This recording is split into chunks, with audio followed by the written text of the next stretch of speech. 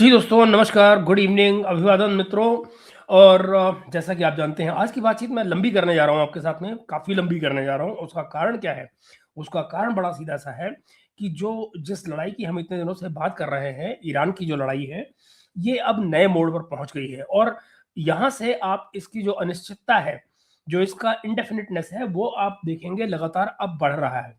अब ये नहीं मालूम पड़ रहा है कि ये चीज़ें किस तरफ जा रही हैं। तो हम आपको जो इसकी तमाम डायमेंशंस हैं आज की तारीख में, इनको डिस्कस करना चाह रहे हैं और देखना चाहते हैं कि दरअसल क्या संभावनाएँ बनती हैं और कितना कितना मल्टीप्लाई डायमेंशंस इसके हो सकते हैं। तो देखिए कल क्या हुआ है, ईरान पर बमबारी की पहले अमेरिका और इज़राइल ने, हुँ? उनके ऑयल फ़ील्ड्स के ऊपर। बात वहाँ से शुरू होती है, इसको ये ना समझा जाए कि आज सवेरे से जो कुछ ईरान ने किया है, ईरान ने जो कुछ आज किया है या क बल्कि कल देर रात से, वो उसको इससे अलग नहीं किया जा सकता। क्योंकि ईरान ने जो कुछ किया है, वो रिएक्शन है। रिएक्शन है उस एक्शन का जो अमेरिका और इज़राइल ने ईरान पर लिया। सो और फिर वहाँ से बात शुरू होती है और मैं आपको दिखाता हूँ कि वो क्या-क्या उसकी क्या-क्या एलिमेंट्स वहाँ पे और निकल कर आ रहे हैं। देखिए, हुआ क्या है, साउथ पार्स का जो इलाका है, जो ईरान का इलाका है साउथ पार्स का, या वहाँ से फिर आप दूसरी तरफ चले जाएँ, कतर और सऊदी की तरफ को रास लफ़ान के जो इलाके हैं।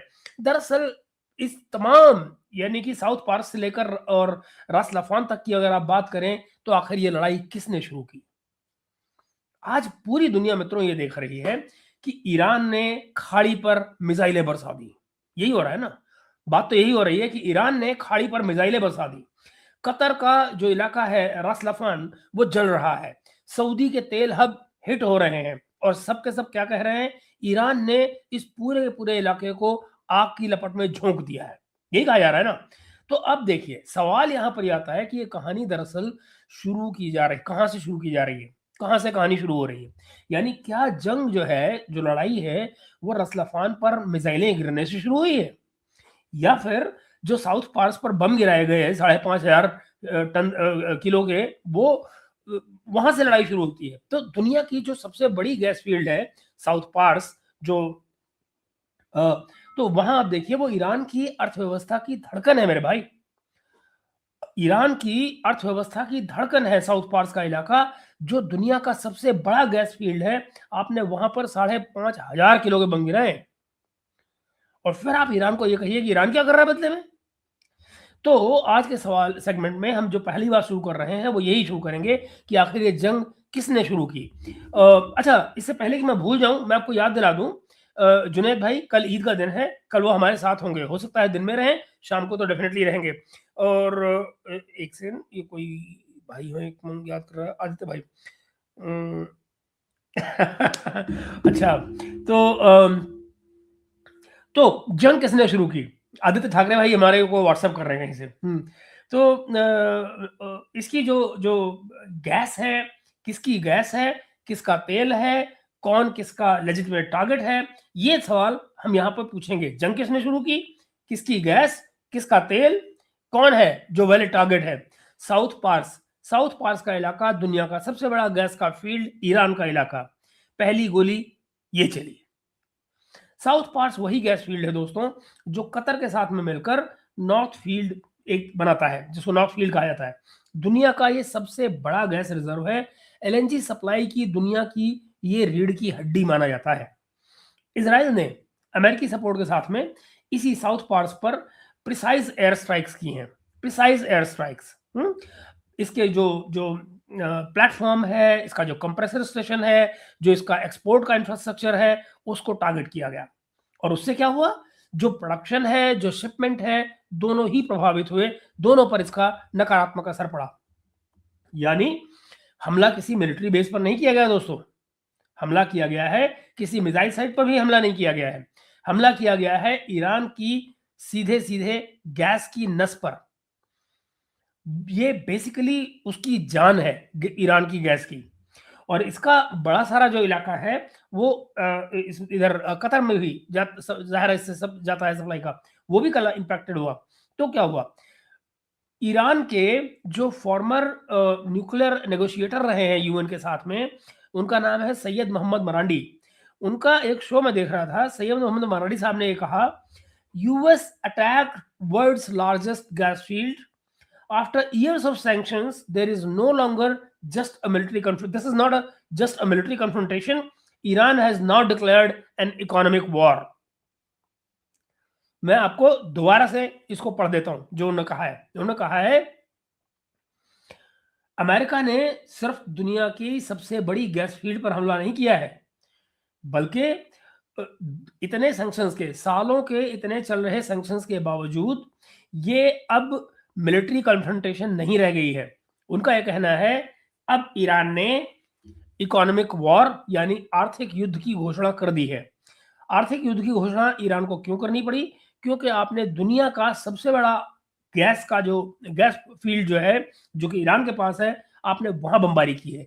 किसी मिलिट्री इंस्टॉलेशन पे नहीं की, किसी मिसाइल सेंटर पे नहीं की, किसी रडार को नहीं तोड़ा है, आपने गैस के भंडार को तोड़ा है। तेहरान की नजर में, यानी कि ईरान की नजर में, ये सिर्फ air strike versus air strike नहीं है।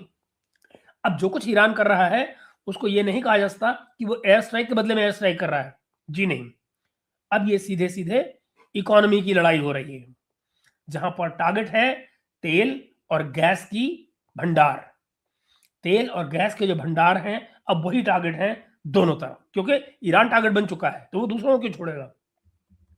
ईरान का जवाब क्या निकला? ईरान का जवाब निकला दोस्तों, रस लफान का इलाका, यानहू का इलाका जो कि सऊदी में आता है, रियाद, रियाद खुद का इलाका।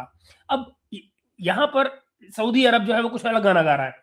सऊदी अरब क्या कह रहा है, ओहो हमारे यहाँ रियाद में मीटिंग चल रही थी जहां पर तमाम जो जो अरब मुल्कों के फॉरेन मिनिस्टर्स आए हुए हैं और ऐसे में हमारे यहाँ रियाद पर हमला किया गया है। भाई आपने कौन सी टाइमिंग देख के आपके यहाँ से हमला हुआ था? सऊदी अरब ये नाटक कर सकता है कि भाई हम तो हमला नहीं कर रहे, ये बात सही है, मगर सऊदी अरब में मौजूद जो अमेरिकन बेसेस हैं वो तो हमला कर रहे हैं ना, तो वो अल्टीमेटली क्या सऊदी अरब से अलग है? सऊदी अरब परमिट कर रहा है इसलिए हमले हो रहे हैं ना वहां से। तो ऐसे में आप लेजिटिमेट टारगेट बन जाते हैं उस मुल्क के। क्योंकि एक और बात समझिए, ईरान इस समय अपने अस्तित्व की लड़ाई लड़ रहा है, अपने एग्जिस्टेंस की लड़ाई लड़ रहा है। अगर वो इस लड़ाई को रोज बरोज एक एक दिन कर कर हार भी रहा हो तो भी वो अपने बचाने की कोशिश में जो कुछ भी कर सकेगा वो करेगा। And that's precisely what it is doing. वो एग्जैक्टली यही कर रहा है। तो मित्रों, हुआ क्या है, जैसे ही ईरान साउथ पार्स पर जब हमला किया गया, ईरान में साउथ पार्स के ऊपर जब हमला किया गया, हमला होते ही ईरान ने यह बात खुलकर कही कि अगर हमारी की गैस फील्ड पर, मुख्य गैस फील्ड पर बम गिर रहा है तो हम फिर खाड़ी के जो एनर्जी हब्स हैं उनको अपना लेजिटिमेट टारगेट मानेंगे। याद रहे, कोई भी हमला करने से पहले ईरान ने इन तमाम इलाकों को यह कह दिया कि आप लोग अपना इलाका खाली कर दें, हम आप पर हमला करने जा रहे हैं। मुझे याद आई अपने गांव के उन डकैतों की पुराने जमाने में, 70s में, जो पहले 15 पैसे का, उस जमाने में 10 पैसे का पोस्ट कार्ड हुआ करता था।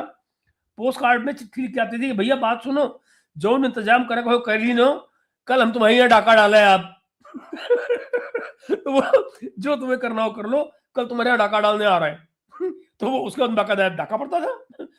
दोनाली बंदूक का जमाना हुआ करता था। मुझे कुछ उस तरह का याद आई कि ईरान ने उनको पहले से बता दिया कि भाई साहब अपना इलाका खाली करो, क्योंकि हम आपके इलाके में हमला करने जा रहे हैं, अब हमारी अगली मिसाइलें आपके यहाँ आ रही हैं। ये हुआ बात। ओके, फिर क्या हुआ, जब ईरान ने ये बात कह दी कि हम, अगर आप ऐसा कर रहे हैं तो हम आपके यहाँ इनको निशाना बनाएंगे, फिर हुआ ये कि कतर का जो रास लफान का इलाका है, जो कि दुनिया का सबसे बड़ा एलएनजी का हब है, कतर में दुनिया का सबसे बड़ा एलएनजी का हब है, जिसका नाम है रस लफान जगह जो है। यहां पर मित्रों ईरानी मिसाइलों ने हिट किया, ईरानी मिसाइलों ने हमला किया। कतर एनर्जी ने एक्सटेंसिव डैमेज की रिपोर्ट की और बताया कि वहां बहुत आग लगी हुई है, जबरदस्त आग लगी हुई है। अब आप मित्रों खुद सोचिए, एनर्जी के सोर्स में अगर आग लग जाए, यानी कुछ उस तरह से मानिए कि किसी कहीं पर पेट्रोल में आग लग जाए, तो भला उसको कितनी जल्दी बुझाया जा सकता है ये आप भी जानते हो, और कितना मुश्किल होगा ये भी आप समझ सकते हो। यानी कि इन्फ्लेमेबल आर्टिकल पर अगर आग लगी हुई है तो उस पर आप कितना एक पानी डालोगे, कितना क्या करोगे। खैर, तो एक्सटेंसिव डैमेज हुआ है वहां पर, इसकी पुष्टि की गई है कतर की तरफ से, और भयंकर वहां पर आग लगी है ये भी बताया गया। इसके अलावा सऊदी में यानबू का जो इलाका है, यानबू का इलाका या जो ईस्टर्न प्रोविंस में जो ऑयल और गैस के इंस्टॉलेशन है उनके, वहां सब पर टारगेट किया गया। समरफ जैसी जो रिफाइनरी है उनकी, वहां पर भी स्ट्राइक की गई। भले ही ऑफिशियल लाइन जो बताई गई है वो ये कहा कि नहीं नहीं नहीं नहीं, ज्यादा असर नहीं हुआ है, थोड़ा ही असर हुआ है, डजंट मैटर, स्ट्राइक किया गया। कहीं पर ज्यादा हुआ, कहीं पर कम हुआ हुआ। अब मित्रों सुनिए, रियाद यानी सऊदी अरेबिया के आसमान में कई मिसाइलें, कई ड्रोन इंटरसेप्ट किए गए। पहली बार सऊदी अरेबिया में जब से लड़ाई शुरू हुई है, लोगों के मोबाइल पर होस्टाइल थ्रेट के अलर्ट आने लग गए कि भैया बचो, हटो, भागो, व्हाटएवर, कि भाई हमला हो रहा है मोबाइल का, अपनी अपनी सुरक्षा का ख्याल करो। तो जब मित्रों ईरान के साउथ पार्स के बाद में रसलफान और यानबू पर जो रसलफान और यानबू जब टारगेट बनते हैं, तो फिर जरा सोचिए, क्या ये कोई अनप्रोवोक्ड एग्रेशन है या फिर पहली इकोनॉमिक गोली चलने का जवाबी गोली? मैं अपनी बात को क्लियर कर दूं, जरा सोचिए, जब पहली गोली चली तो कहां चली? वो चली ईरान के ऊपर, साउथ पार्स के इलाके में। गोली से मेरा मतलब पहला हमला। उसके बाद में ईरान ने क्या किया? उसके बाद में ईरान ने जवाबी कार्रवाई में रसलफान के इलाके पर, यानबू के इलाके में अपना हमला किया। तो ये अनप्रोवोक्ड एग्रेशन नहीं है, प्रोवोकेशन आपने किया है, आपने प्रोवोकेशन किया है, बदले में ईरान ने कार्रवाई की है और उसका जवाब उसी तरह से दिया है जैसे आपने अपना काम किया है। ऐसे में लेजिटिमेट टारगेट कौन? कतर और सऊदी अरब कहते हैं हमने तो ईरान पे हमला ही नहीं किया। आई मीन, इस मासूम में इस मासूमियत पे कौन न मर जाए खुदा। मतलब हद है। आप अपने घर में लोगों को बिठा रहे हैं, अमेरिकियों को बिठा रहे हैं, उनसे हमले हो रहे हैं, उनसे दूसरा आदमी मर रहा है, वो हमला करने के लिए कहां जाए? अमेरिका जाएगा क्या? आपके यहां बैठे तो आपके यहां हमला होगा। आप मेरे यहां का तेल पे, मेरे तेल के कुएं में आप लगाओगे, मैं आपके तेल के कुएं में लगाऊंगा। बड़ा सिंपल सा है। तो लेकिन मित्रों, न्यूयॉर्क टाइम्स हुआ या इस तरह के जो दूसरे नक्शे हैं वो ये दिखा रहे हैं कि जो प्रिंस सुल्तान एयरबेस है जो कि सऊदी अरेबिया में है, या अल दुदैद जो है एयरपोर्ट जो कि कतर में है, या और दूसरे जो गल्फ के बेस हैं, यहां पर अमेरिका के जेट, अमेरिका के ड्रोन, अमेरिका के अवाक्स और उनके टैंकर, रिफिलिंग टैंकर, वो सब के सब इस लड़ाई में यहीं से ऑपरेट कर रहे हैं। ये वॉशिंगटन, न्यूयॉर्क टाइम्स वगैरह में और दुनिया के तमाम अखबारों में बाकायदा इसके फोटोग्राफ छप रहे हैं। तो मुझे बताएं, जब किसी के देश में ये सारी चीजें वहां से ऑपरेट हो रही होंगी, तो भैया हमले कहां होंगे? जहां से हमले होंगे वहीं तो होंगे। ईरान का जो तर्क है वो क्या है दोस्तों? ईरान ये कह रहा है कि अगर आप साउथ पास पर हमला करते हैं, जो कि यही मशीनें कर रही हैं, यही बेसिस कर रहे हैं, तो आपकी जमीन पर बैठे हुए जो कमांड कंट्रोल सेंटर्स हैं, या जो लोग आपके कमांड कंट्रोल सेंटर को चला रहे हैं, हम वहां क्यों हमला नहीं करेंगे? वो कहते हैं जब आपने इनको घर में जगह दे रखी है तो आप नॉन कॉम्बिटेंट नहीं हो सकते, आप बाकायदा कॉम्बिटेंट हैं, आप इस लड़ाई में पार्टनर हैं, और आपके जो एनर्जी हब्स हैं वो हमारे लेजिटिमेट मिलिट्री और इकोनॉमिक टारगेट बन जाते हैं। And to be honest you दोस्तों, मुझे भी यही लगता है। ईमानदारी की बात यह है, मैं बेईमानी करूंगा आपके साथ अपने नैरेटिव में अगर मैं आपसे कहूं कि मुझे नहीं लगता है। मुझे भी एग्जैक्टली यही लगता है। ईरान की सरकार से मेरी लाख शिकायतें हो सकती हैं, उनके इस्लामिक जो चाल ढल हो उनसे मुझे लाख शिकायतें हो सकती हैं, लेकिन ये कि आप उसके घर में घुस के किसी को मारेंगे और आप ये कहेंगे मुझे क्यों मारा, सॉरी बॉस, ये कहानी नहीं बनती। ये कहानी बिल्कुल नहीं बनती, चाहे आप मेरे कितने दोस्त हों, लेकिन अगर आप ऐसा काम कर रहे हैं तो भाई आपको गलत तो कहा जाएगा। गलत को गलत ना कहा जाए, ये भी गलत है। खैर मित्रों, तो ऐसे में जो जो जो मरांडी साहब जिनकी मैंने आपसे बात की, जो ईरान के न्यूक्लियर जो यूएन की उसमें जो निगोशिएटर है ईरान की तरफ से, मरांडी, उनसे उनकी जो बात आई है वो क्या कह रहे हैं? वो ये कह रहे हैं, इफ दे डिस्ट्रॉय आवर की एनर्जी इंफ्रास्ट्रक्चर, जरा सुनिए, if they destroy our key energy infrastructure, we will make sure that the entire Gulf's energy infrastructure is at risk. अगर आप हमारे तमाम जो एनर्जी इंफ्रास्ट्रक्चर है उसको नुकसान पहुंचा रहे हैं, हमारे को चोट पहुंचा रहे हैं, हमारे ऊर्जा संसाधनों को चोट पहुंचाएंगे, तो आपके जितने एनर्जी संसाधन हैं, ऊर्जा संसाधन हैं, वो खतरे में पड़ जाएंगे, हम उनको नहीं छोड़ेंगे। ये बात है सीधी। ईरान का संदेश क्या जा रहा है? ईरान का संदेश बड़ा सीधा है कि साउथ पार्स एक ओपन सीजन है, यानी कि आपने बात शुरू कर दी है, मौसम खोल दिया है आपने। अब आपके जो इंस्टॉलेशंस हैं, चाहे वो रास लफान हो या यानबू हो, वो सेफ नहीं हो सकते, उनको यूं ही छोड़ा नहीं जा सकता है। जो ऊर्जा की जंग है दोस्तों और दुनिया, इस पर भी जरा बात करते हैं। देखिए, जो साउथ पार्स का ये इलाका है या रास लफान का है, इन पर जो हमला हुआ, उसके बाद में जो ग्लोबल गैस और ऑयल के प्राइसेस हैं, एकदम उछल गए, एकदम उछल गए। और फिर क्या हुआ? यूरोप में गैस के फ्यूचर पर कतर से जाती है भाई, तो यूरोप में गैस का फ्यूचर, एशिया में एलएनजी स्पॉट्स, सब पर इमीडिएट झटका लगा, सब के सब तीर की तरह ऊपर भागे नॉर्थवर्ड्स बहुत तेजी से। इंडिया जैसे जो देश हैं, भारत जैसे जो देश हैं, जो कतर से एलएनजी लेते रहे हैं अब तक, वो सिर्फ किसी जियोपॉलिटिक्स में नहीं, बल्कि उनके लिए, भारत जैसे देशों के लिए, ये सीधे एक इकोनॉमिक क्राइसिस का रिस्क खड़ा हो रहा है। यानी inflation, current account deficit, because आपको महंगे दामों में अगर खरीदनी पड़ेगी एनर्जी, और आप अपने घर से अपना फॉरेन एक्सचेंज निकाल रहे होंगे, तो आपका जो करंट अकाउंट डेफिसिट है वो बढ़ेगा ना। इन सब पर असर पड़ने वाला है।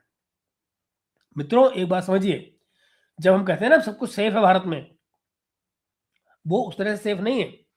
इन द सेंस, आप दुनिया से, अपने मित्र देशों से के जरिए अपनी सप्लाई लाइन ठीक कर सकते हैं, उसकी प्राइसेस को नहीं। सप्लाई लाइन आपको आ जाएगी, आपको चीज चाहिए, आपके घर आ जाएगी, लेकिन दाम आपको बढ़ा हुआ ही देना पड़ेगा।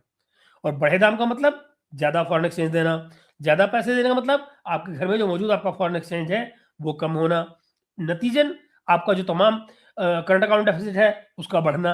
ये तमाम बातें हैं जो हमें भूलनी नहीं चाहिए। यानी हमको चीजें टाइम पर मिल रही हैं, वो एक बात है, लेकिन किस दाम में मिल रही हैं उसको भुलाया नहीं जा सकता, और उसके पीछे ये लड़ाई है। तो ये मित्रों, जो ये कोई लोकल ईरान और गल्फ फाइट है, ऐसा नहीं है। ये लोकल कोई गल्फ ईरान फाइट नहीं हो रही है, ये सीधे सीधे ग्लोबल एनर्जी सिस्टम की लड़ाई हो रही है इस समय पर। इसका सबका नतीजा, पहली गोली साउथ पार्स पर चली, ईरान ने इसको इकोनॉमिक वॉर कहा, और रास लफान और यानबू, रियाद, इन सबको उसने टारगेट बनाया।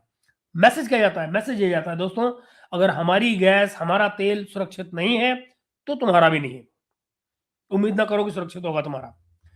गल्फ की जो राजधानियां हैं, वो मित्रों खुद को दर्शक दिखाना चाह रही हैं।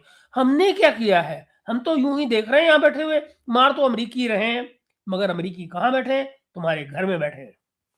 ईरान क्या कह रहा है? ईरान कहता है, तुम्हारी जमीन से मेरी गैस पर अगर बम गिरेंगे तो तुम बाकायदा बराबर के साझेदार हो, बच नहीं सकते इस बात से, इस आरोप से। And I agree with that.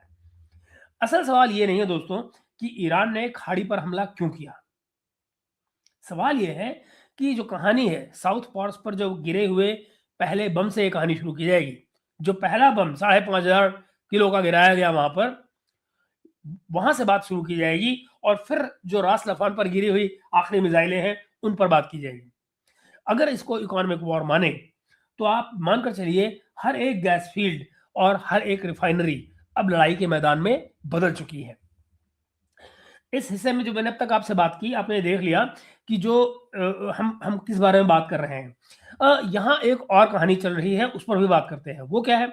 Saudi के सिर पर पाकिस्तान की न्यूक्लियर अम्ब्रेला, पाकिस्तान के सिर पर, सॉरी, सऊदी अरेबिया के सिर पर पाकिस्तान का न्यूक्लियर अम्ब्रेला, यानी कि न्यूक्लियर छाता लगा हुआ है, ऐसी बातें की जा रही हैं। इस पर भी बात करते हैं। आज का सवाल क्या बनता है? हमारा सवाल ये कि क्या वाकई पाकिस्तान ने सऊदी अरब को एटमी छतरी दे रखी है? क्या यह वाकई में एक सोची समझी स्ट्रेटेजिक अफवाह है? जो इनकी डील हुई है सऊदी अरेबिया से सितंबर में, उस पर क्या लिखा है? 2025 में सितंबर के महीने में सऊदी अरेबिया और पाकिस्तान ने एक स्ट्रेटेजिक म्यूचुअल डिफेंस एग्रीमेंट किया, जिसको एसएमडीए आप कह सकते हैं, स्ट्रेटेजिक म्यूचुअल डिफेंस एग्रीमेंट, एसएमडीए। ये एग्रीमेंट किया। पब्लिक डोमेन में जो बात दिखाई गई वो ये, सिर्फ एक जुमला दिखाया गया आपको, वो कहा गया जी mutual defence in the sense एक पर हमला दोनों पर हमला माना जाएगा। किसी भी एक पर हमला दोनों पर हमला माना जाएगा। अब जरा गौर से सुनिए, इसमें बड़े कीवर्ड्स हैं। ये मैं आपसे दरख्वास्त कर रहा हूं कि इस सारे को जरा गौर से देखिएगा। इसमें जो वर्ड्स हैं वो बड़े इंपॉर्टेंट हैं, क्योंकि डील पब्लिक नहीं की गई है। इस डील को न पाकिस्तान की पार्लियामेंट में किसी ने देखा है, न किसी पार्लियामेंट में डिस्कस हुई है। ये सिर्फ आपस में बात हो रही है।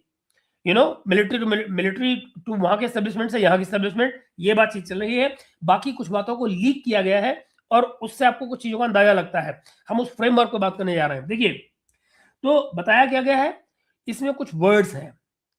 All military means, all military means comprehensive defensive cooperation, ये इस किस्म की भाषा इस्तेमाल की गई है।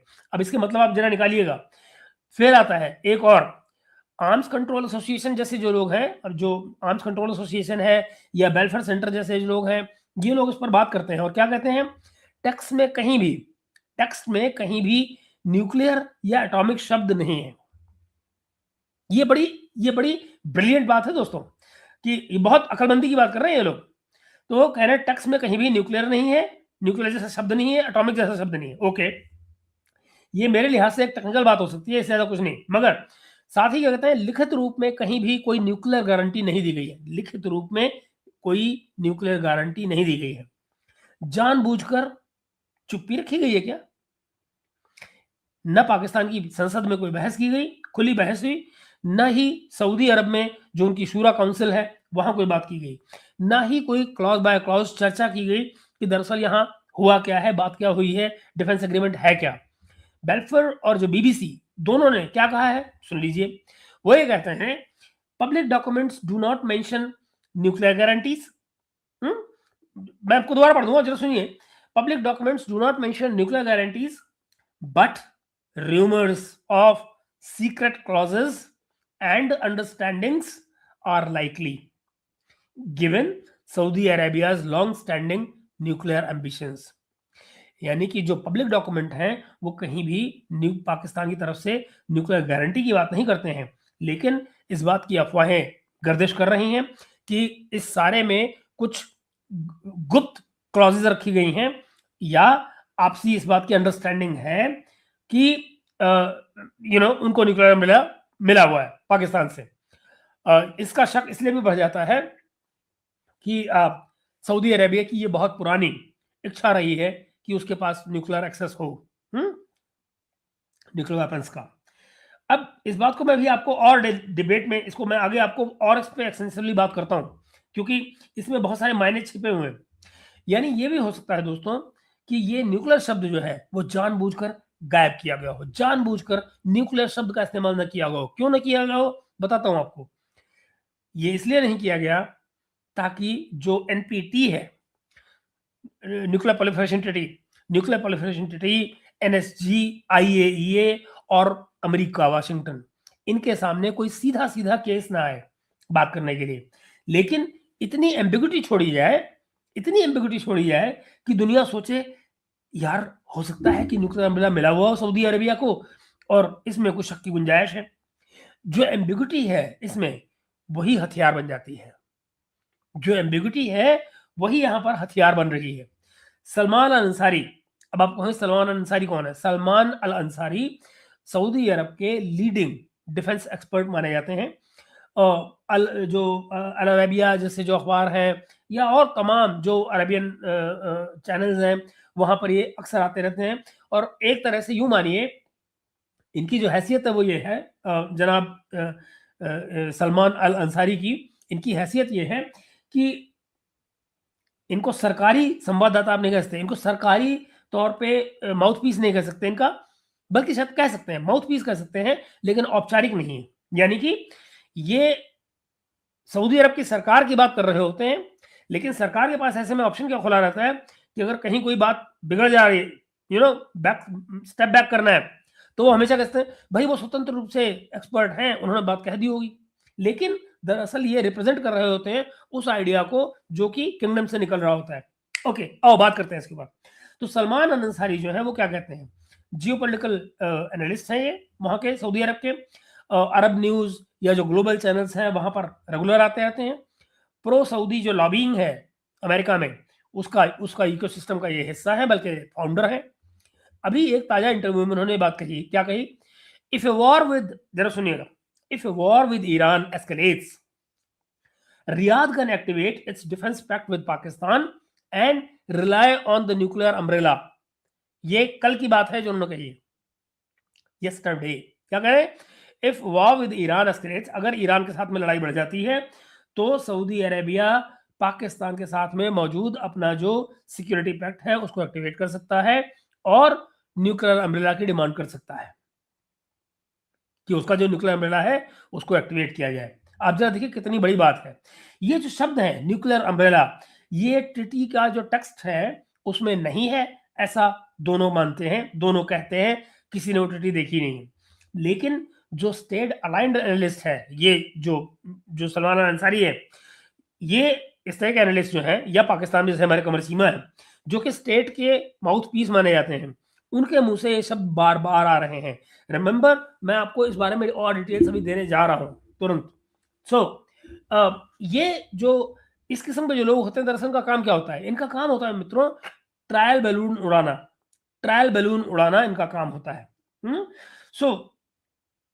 रियाद यानी सऊदी अरेबिया सीधे सीधे जो बात नहीं कहेगा उसको अल अंसारी, सलमान अल अंसारी से कहलवा दिया जाएगा। और फिर ऑप्शन क्या बचा रहेगा? कहीं कोई बात बिगड़ने लगे तो सऊदी अरब कहेगा भाई वो स्वतंत्र रूप से एक्सपर्ट है, उन्होंने कह दिया हो।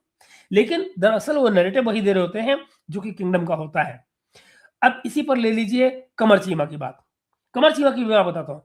याद कीजिए वो दिन जब इजराइल ने कतर पर हमला किया था, आपको याद है? हमास की मीटिंग चल रही थी और नेगोशिएशन चल रही थी उसकी, क्या नाम उसका, जो इनके हॉस्टेजेस थे, इजरायली हॉस्टेजेस थे, उनको छुड़वाने के लिए मुलाकात चल रही थी। तो कतर के जिस हेडक्वार्टर में चल रही थी, ईरान ने वहां हमला, इजराइल ने वहां हमला कर दिया था, मिसाइल मार दिया था वहां। ठीक याद है आपको? वो सारे लुढ़क गए थे। इनका कतर का कोई वो एक यंग ऑफिसर था कोई, वो भी मारा गया था उसमें, एंड ऑल दैट, राइट? उसकी डिस्कशन करते हुए कमर चीमा ने जो बात कही थी, याद कीजिए उसको, मैं बहुत कभी नहीं भूला उस बात को, बल्कि मैंने उसको कहीं पुराना एक शॉर्ट भी डाला था। वो कहते हैं तमाम जीसीसी कंट्रीज का जो डिफेंस बजट है वो 108 बिलियन यूएस डॉलर है। ठीक, अगर वो 108 डॉलर हमको दें तो हम तमाम जीसीसी कंट्रीज की सिक्योरिटी की गारंटी ले सकते हैं।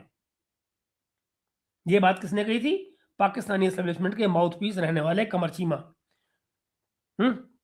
ये बात उनकी कही हुई है, आप चेक कर सकते हैं।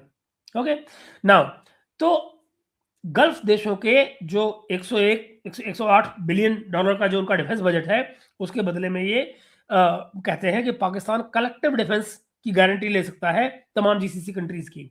और फिर लाइन क्या आती है?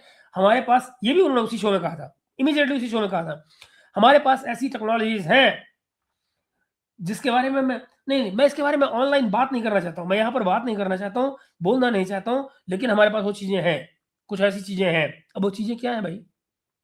वो चीजें क्या है, या वो कुछ चीजें कौन सी हो सकती हैं? मित्रों, जो कन्वेंशनल फौज होती है, जो टैंक होते हैं, ट्रेनिंग होती है, इन पर तो खुलकर बात होती है। मिसाइल और एयर डिफेंस टेक्नोलॉजी पर भी बात की जा सकती है। जिस पे बात नहीं की जा सकती है वो क्या है? जाहिर है ये वही जिस टेक्नोलॉजी की बात नहीं की जा सकती है उसका नाम होता है न्यूक्लियर। समझ रहे हैं? वो बेसिकली इनके लिए ये गारंटी देना चाह रहे थे कि हमको 108 बिलियन दो। उनका कहना था हमारा लगभग इतना ही फॉरेन का कर्जा है, इतना ही इनका बजट है, हमको ये पैसे दें, हम इनकी सिक्योरिटी गारंटी ले लेंगे, अगले साल से भैया ये 108 हमको देते रहना, हमको 108 बिलियन हर साल के आप देते रहो, हमारी इकोनॉमी चल रही है, तुम्हारा डिफेंस चल रहा है वाली बात। ये बातें इन्होंने की हैं इस किस्म की। चलिए आगे देखिए।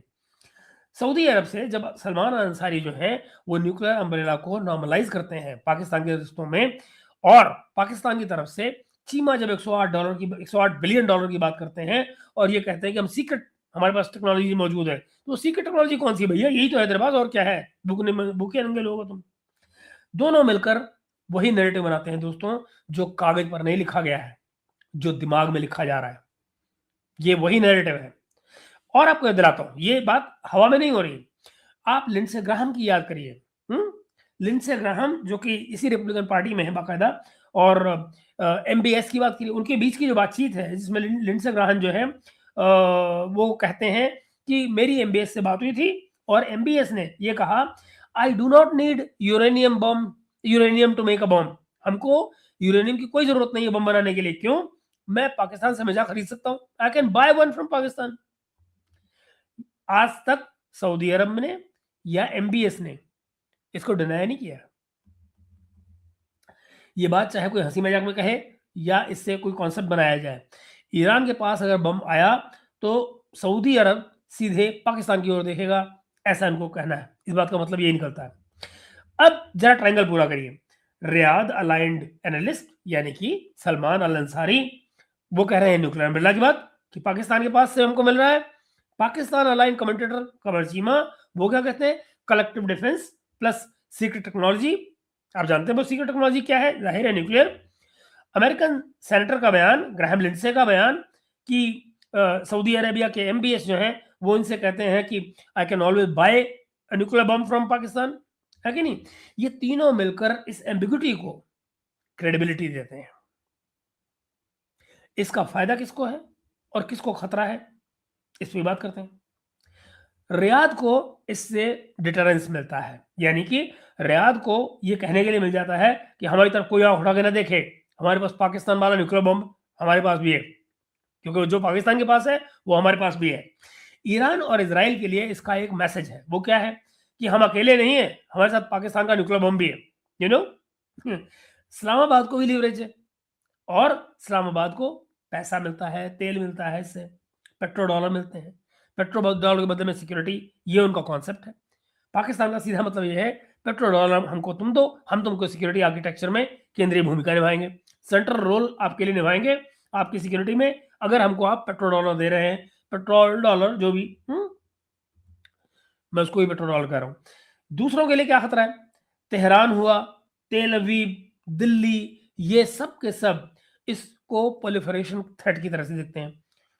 हम सबके सब क्या देखते हैं, हम इसमें प्रोलिफरेशन का थ्रेट देख रहे होते हैं कि भैया ये क्या हो रहा है।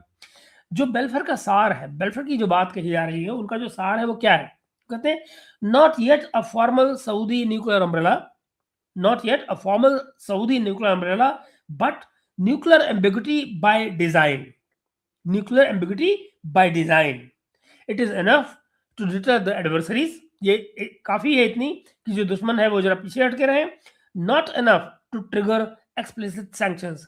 इसमें जो स्पेस बचता है भैया कि आप सिर्फ इस शक की वजह से आप पाकिस्तान पर सैंक्शन नहीं लगा सकते। क्यों? लिखा हुआ तो कुछ है ही नहीं साहब, है ना। आपको अगर लीगली एक चीज को किसी ऑर्गेनाइजेशन में प्रूव करना है तो उसके लिए राइटिंग में कुछ चाहिए, राइटिंग में कुछ है ही नहीं। ये किस्सा है। अब इसका निष्कर्ष क्या निकलता है मित्रों कि देखो जी, टेक्स्ट में न्यूक्लियर का तो कोई शब्द है नहीं, लेकिन मित्रों अल अंसारी, सलमान अल अंसारी, कमर चीमा, लिंडसे ग्राहम, तीनों के जवान में न्यूक्लियर की छतरी लगातार घूम रही है ना। ये है वो बात जो मैं आपके सामने लाना चाह रहा हूं। कागज पर चुप्पी है, समझिए, कागज पर चुप्पी है, लेकिन स्टूडियो में एटमी छतरी खुल चुकी है, लगातार खुली हुई है। और ये जो पैक्ट है ये टिटी और टैक्स से ज्यादा लोगों के दिमाग में लिखा जा रहा है। ये बात आपको समझनी चाहिए। एम्बिग्यूटी जो है, जो एम्बिग्यूटी है वही इनका सेलेक्टिव हथियार है। एम्बिग्यूटी वाला जो हथियार है उसी को इस्तेमाल करके ये अपना नैरेटिव गढ़ रहे हैं। अब बात कर लेते हैं हम कुछ और, वो क्या, बात करते हैं हम ब्रैन बेरेटिक की। ब्रैन बेरेटिक जो है ये अगेन सिक्योरिटी एनालिस्ट हैं, बड़े जाने माने दुनिया के।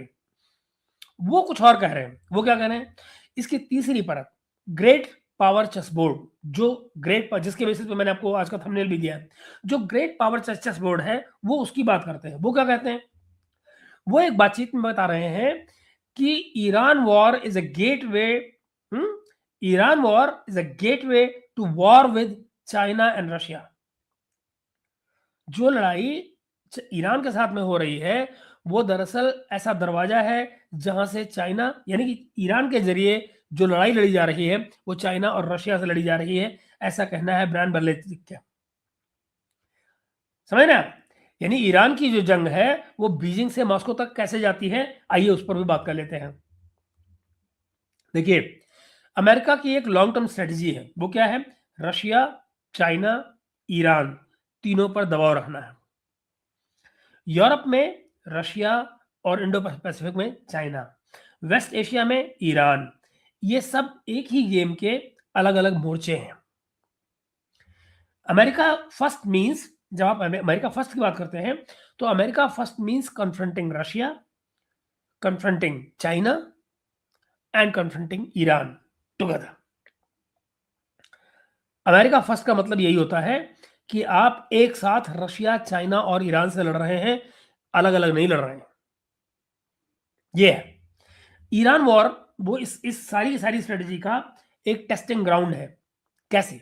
ये वो टेस्टिंग ग्राउंड है दोस्तों, जहां से बीजिंग से मॉस्को तक का जो भविष्य की लड़ाई का वॉर प्लानिंग की रिहर्सल चल रही है। ये रिहर्सल है जो ईरान के साथ हो रही है, ये उस लड़ाई की रिहर्सल है जो आगे चलकर बीजिंग और मॉस्को तक जाएगी। ये उस चेस बोर्ड का बड़ा खेल है। अब देखेंगे आप, ईरान जो है वो क्या है? वो ईरान जो है वो चाइना की कमजोर नस है। आप समझ रहे हैं? ये कमजोर नस है चाइना की, ईरान। अब चाइना और ईरान की बात यही आप देखिए ना, इसीलिए चाइना इतना जो खुल के सामने आ रहा है उसके लिए। चाइना और ईरान का रिश्ता क्या है? तेल और गैस का व्यापार है इनके बीच में। 25 साल का कोऑपरेशन का एग्रीमेंट है इनके बीच में। बीआरआई के कॉरिडोर उनके साथ में गुजर रहे हैं। बैरलेटिक जो है, जो एनालिस्ट हैं, वो क्या कह रहे हैं? उनका तर्क ये है कि सॉरी, ईरान की जो इकोनॉमी है और जो ईरान का इंफ्रास्ट्रक्चर है, उसको क्रिपल कर दो, उसको खराब कर दो, तोड़ दो। ईरान की इकोनॉमी और एनर्जी स्ट्रक्चर को तोड़ दो, ताकि जो गल्फ जो है वो अनस्टेबल हो जाए। गल्फ अनस्टेबल हो जाए। जरा स्टडी देखिए, अब गल्फ जब आपने अनस्टेबल कर दिया तो जो चाइना की एनर्जी सिक्योरिटी है उस पर ये सीधा वार होगा। ये सब ठीक उस समय पर हो रहा है जब इंडो पैसिफिक और ताइवान और जो ताइवान है, वो चाइना पर ये प्रेशर पड़ रहा है। इंडो पैसिफिक से भी चाइना को प्रेशर पड़ रहा है और ताइवान की तरफ से भी प्रेशर पड़ रहा है, ताइवान वाले इशू पे प्रेशर पड़ रहा है। यानी बीजिंग पर सीधे नहीं, बल्कि उसकी जो कमजोर नस है, चाहे वो, और कमजोर नस क्या है? बेसिकली चीप और स्टेबल एनर्जी सप्लाई, ये उसकी कमजोर नस है।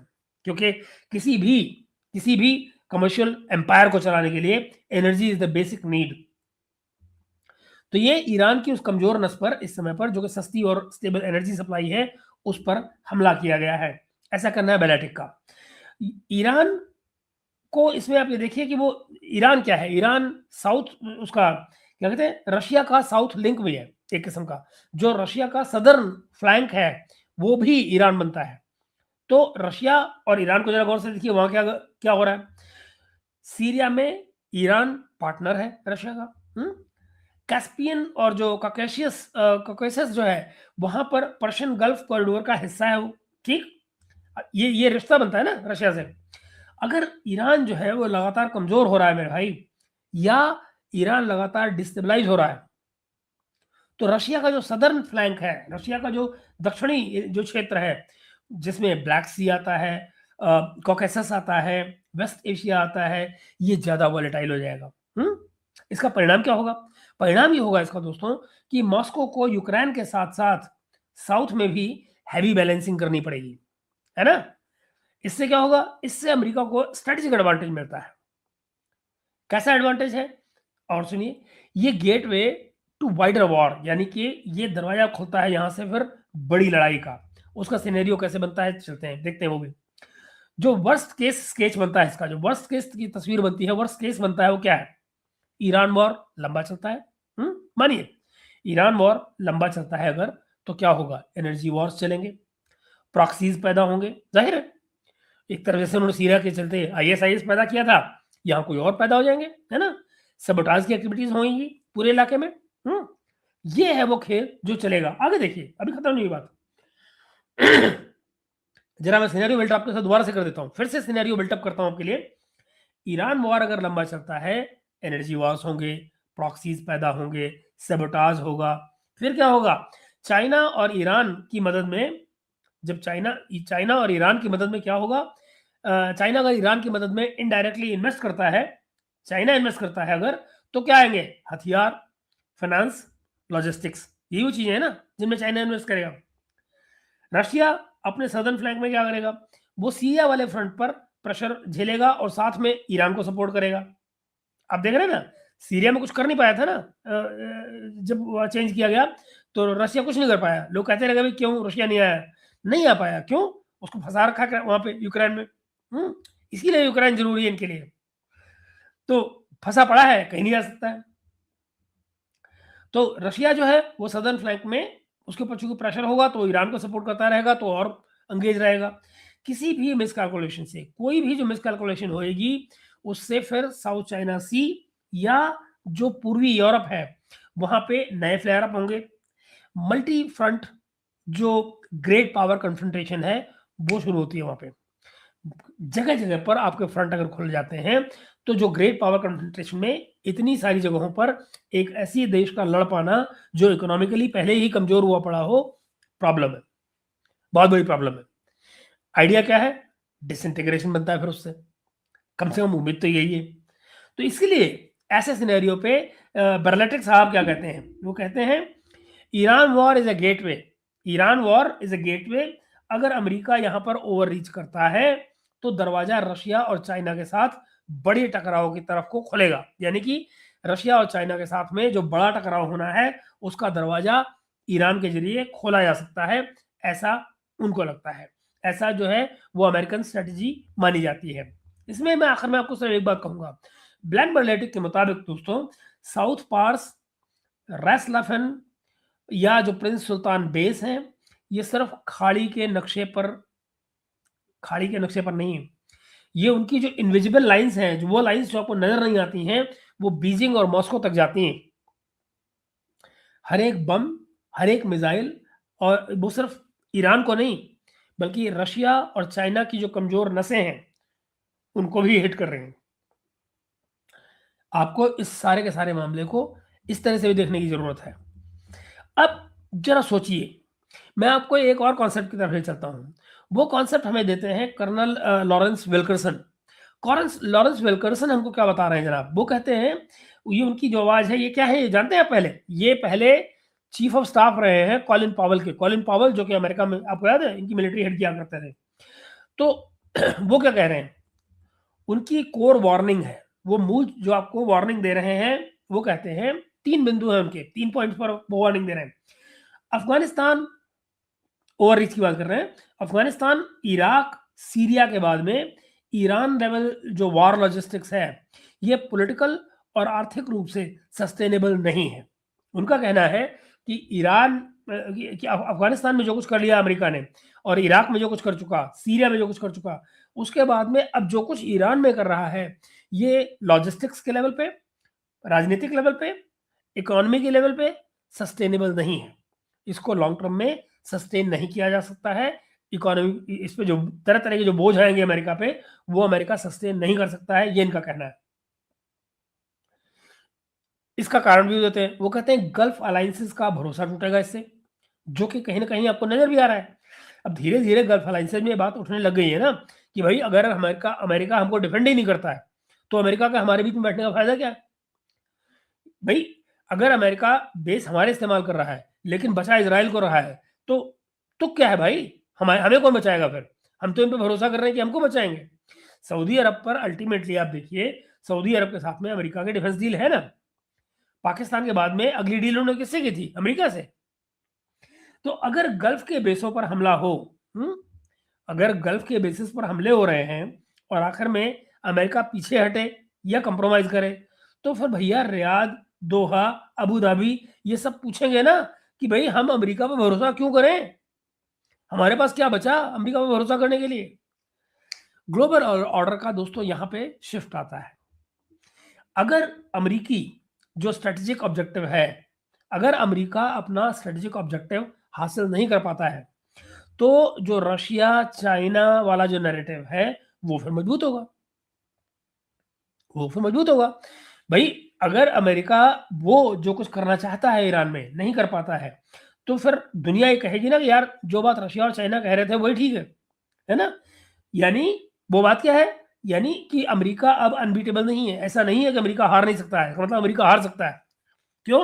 अमेरिका की यह हार है कि वो जो कुछ ईरान में करना चाह रहा था नहीं कर पाया।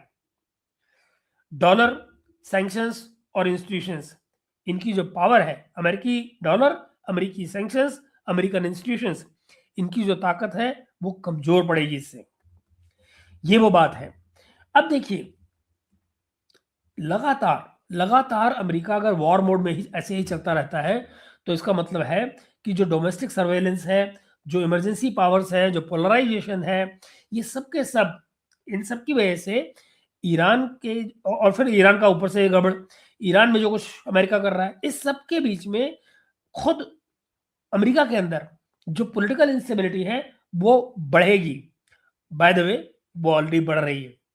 मैं बात दोबारा आपको बता दूं, उनका कहना मतलब ये है, विल्करसन का, कि भाई अगर अमेरिका लगातार वॉर मोड में ही बना रहता है और जो डोमेस्टिक सर्वेलेंस है, इमरजेंसी पावर्स का इस्तेमाल कर रहा है प्रेसिडेंट, और तब सारी पोलराइजेशन हो रही है डोमेस्टिकली भी, इस और फिर ऊपर से ईरान की का जो लड़ाई हो रही है, इस सब से अमेरिका के अंदर पॉलिटिकल अस्थिरता बढ़ेगी, ये उनका कहना है। और मेरा ये मानना है वो ऑलरेडी बढ़ रही है। लॉन्ग, अगर ये एक लंबा चलता है ईरान वॉर, अगर ईरान की लड़ाई लंबी चलती है और जो बाहर की जो अलायंसेस हैं अमेरिका की वो कमजोर पड़ती हैं, आप देख रहे हैं, पढ़ रही हैं, इस समय सारा यूरोप भाग गया, यूरोप में कोई अमेरिका के साथ नहीं खड़ा हो रहा है, आप देख ही रहे कि केयर स्टाइमर भाग गया, जर्मनी भाग गया, कनाडा भाग गया, सारे भाग गए, कौन बचा है? किसी एक ने नहीं कहा, इटली भाग गया, सारे भाग गए, है ना? तो बाहर के जो अलायंसेस हैं अमेरिका के वो कमजोर पड़ रहे हैं और अंदर से अमेरिका बट रहा है। आप जानते हैं कि जो अब तक इनकी अमेरिका की जो चल रही है, क्या कहते हैं, जो सर्वेज आए हैं लेटेस्ट, जो सपोर्ट देखने के लिए, इस समय पर अमेरिका अपने सबसे कमजोर उसमें है। दुनिया में जो इनकी साख थी अमेरिका की, उसकी जब पीछे सर्वे किए गए हैं, बताया गया है लड़ाई शुरू होने के बाद से अब तक 49% गिर चुकी है। जो पहले साख की होती थी उसमें 49% कमी आई है अमेरिका की। अगर ऐसे में अमेरिका की ये जो स्ट्रेटेजिक डिफीट है ईरान में जो कि नजर आ रही है, अगर यहां पर अमेरिका स्ट्रेटेजिकली हारता है, अब जरा सुनिए तो क्या होगा, जरा इसके मार्कर सुनिए। ईरानियन रिजीम जो है मान लीजिए सर्वाइव कर जाती है, यानी रिजीम चेंज नहीं होता है ईरान में, जो कि अभी तक नहीं हो पाया है, उसकी जो रीजनल इन्फ्लुएंस है वो पूरी तरह से अगर खत्म नहीं होती है, यानी थोड़ी जैसी भी फॉर्म में हिजबुल्लाह बना रहे, जो कि बना हुआ है, आप देख लीजिए लेबनान में जो रेजिस्टेंस आ रहा है, क्या इजराइल ने इसकी उम्मीद की थी? मगर आ रहा है और बहुत तगड़े से आ रहा है। अब तो जो उनके अपने सोर्सेज हैं इजराइल के, वो ये कह रहे हैं कि ये लेबनान में मौजूद जो हिजबुल्लाह है उसकी ताकत को अंडर एस्टिमेट किया गया है, हमने गलत समझा इनको। तो रीजनल इन्फ्लुएंस खत्म नहीं हुआ उसका। गल्फ में जो अमेरिकी बेसिस हैं, अगर उनको भारी कीमत चुकानी पड़ती है, इन द सेंस कि ईरान की मिसाइलें गिरती हैं और वहाँ आग लगती है, नुकसान होता है, बेसिस जलते हैं। और आखिर में जो अमेरिका की जो एम्बिगुअस सीज फायर है, या जो एग्जिट नैरेटिव, और चारा क्या बचेगा भाई, किसी न किसी बहाने से अमेरिका भागेगा, जैसे हर जगह भागता है। तो अमेरिका क्या भागेगा? अमेरिका ये कह के भाग सकता है ना, हमारे जो वॉर ऑब्जेक्टिव थे वो सब के सब पूरे हो गए हैं, तो अब हम जा रहे हैं और यहाँ पर अब जिसको जो करना हो करते रहो, मैं चला, जैसे ही हर जगह करते हैं। अमेरिका अफगानिस्तान में उन्होंने यही किया, वियतनाम में उन्होंने यही किया, हर जगह यही करते हैं। अब ऐसे में वो क्या कहेंगे, ऐसे में क्या होगा अमेरिका के लिए, चाहे वो मिलिटरीली जीत हो, लेकिन स्ट्रेटेजी के लेवल पर वो अमेरिका की बहुत बड़ी हार मानी जाएगी। ये मेरा इस मामले में मानना है। अब देखिए, इस सब के बीच में एक नई विश्व व्यवस्था बन रही है, एक नया वर्ल्ड ऑर्डर उभर रहा है या उभर सकता है। मैं कहता हूं उभर सकता है। कैसे? अगर अमेरिका ईरान में कोई स्ट्रेटेजिक विन नहीं दिखा पाता और रशिया, चाइना ये रिलेटिवली इंटैक्ट बाहर आ जाते हैं, मान लीजिए बिना रशिया और चाइना को कोई लंबी चौड़ी चोट नहीं लगती है, ये मजबूती से बाहर आ जाते हैं, तो आप ये मानिए कि जो ग्लोबल साउथ में अमेरिका को देखे जाने का तरीका है वो बदल जाएगा। अमेरिका लेड जो वर्ल्ड ऑर्डर था वो फिर अब कोई गारंटी देने की हालत में नहीं बचेगा।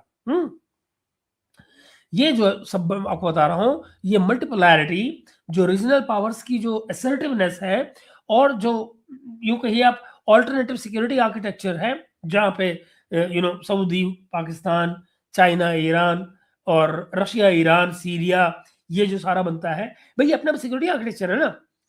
सऊदी और पाकिस्तान जब मिलकर एक सिक्योरिटी पैक्ट तय करते हैं, ये एक सिक्योरिटी का आर्किटेक्चर है ना। ठीक वैसे ही चाइना और ईरान मिलकर एक दूसरे की जब मदद करने की बात करते हैं, वो एक सिक्योरिटी आर्किटेक्चर है ना।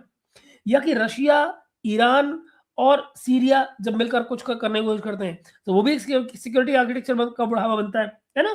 तो ये इस तरह के जो सिक्योरिटी आर्किटेक्चर नए क्रिएट होंगे पोस्ट वॉर के इलाके में, पोस्ट ईरान वॉर, इस तरह के सिक्योरिटी आर्किटेक्चर क्रिएट होंगे। ये नया वर्ल्ड ऑर्डर की एक तरह से शुरुआत होगी। अब जरा सोचिए, ब्रैन बैरलेरी, जिनका मैंने जिक्र किया मैंने आपसे, जो एनालिस्ट हैं, वो क्या कहते हैं? वो कहते हैं Iran war is the gateway to war with China and Russia. अच्छा, तो देखिए रशिया में क्या हो रहा है। रशिया को लेकर कर्नल लॉरेंस विल्करसन क्या कहते हैं? वो चेतावनी दे रहे हैं कि अगर अमेरिका इसी गेटवे पर स्ट्रेटेजिकली हार जाता है, तो पूरी दुनिया का जो पावर मैप है वो बदल जाएगा। ठीक, ईरान की जो जंग है वो, फिर यूं देखिए इसको, ईरान की जंग जो है वो तेहरान की किस्मत जितनी है, वो उतनी ही वॉशिंगटन की किस्मत भी तय कर रही है। यानी ईरान की लड़ाई में सिर्फ ईरान की किस्मत नहीं बन रही है, ये बिगड़ रही है, वॉशिंगटन की भी किस्मत, उसका इंपैक्ट आ रहा है। ये मैं कहना चाह रहा हूं।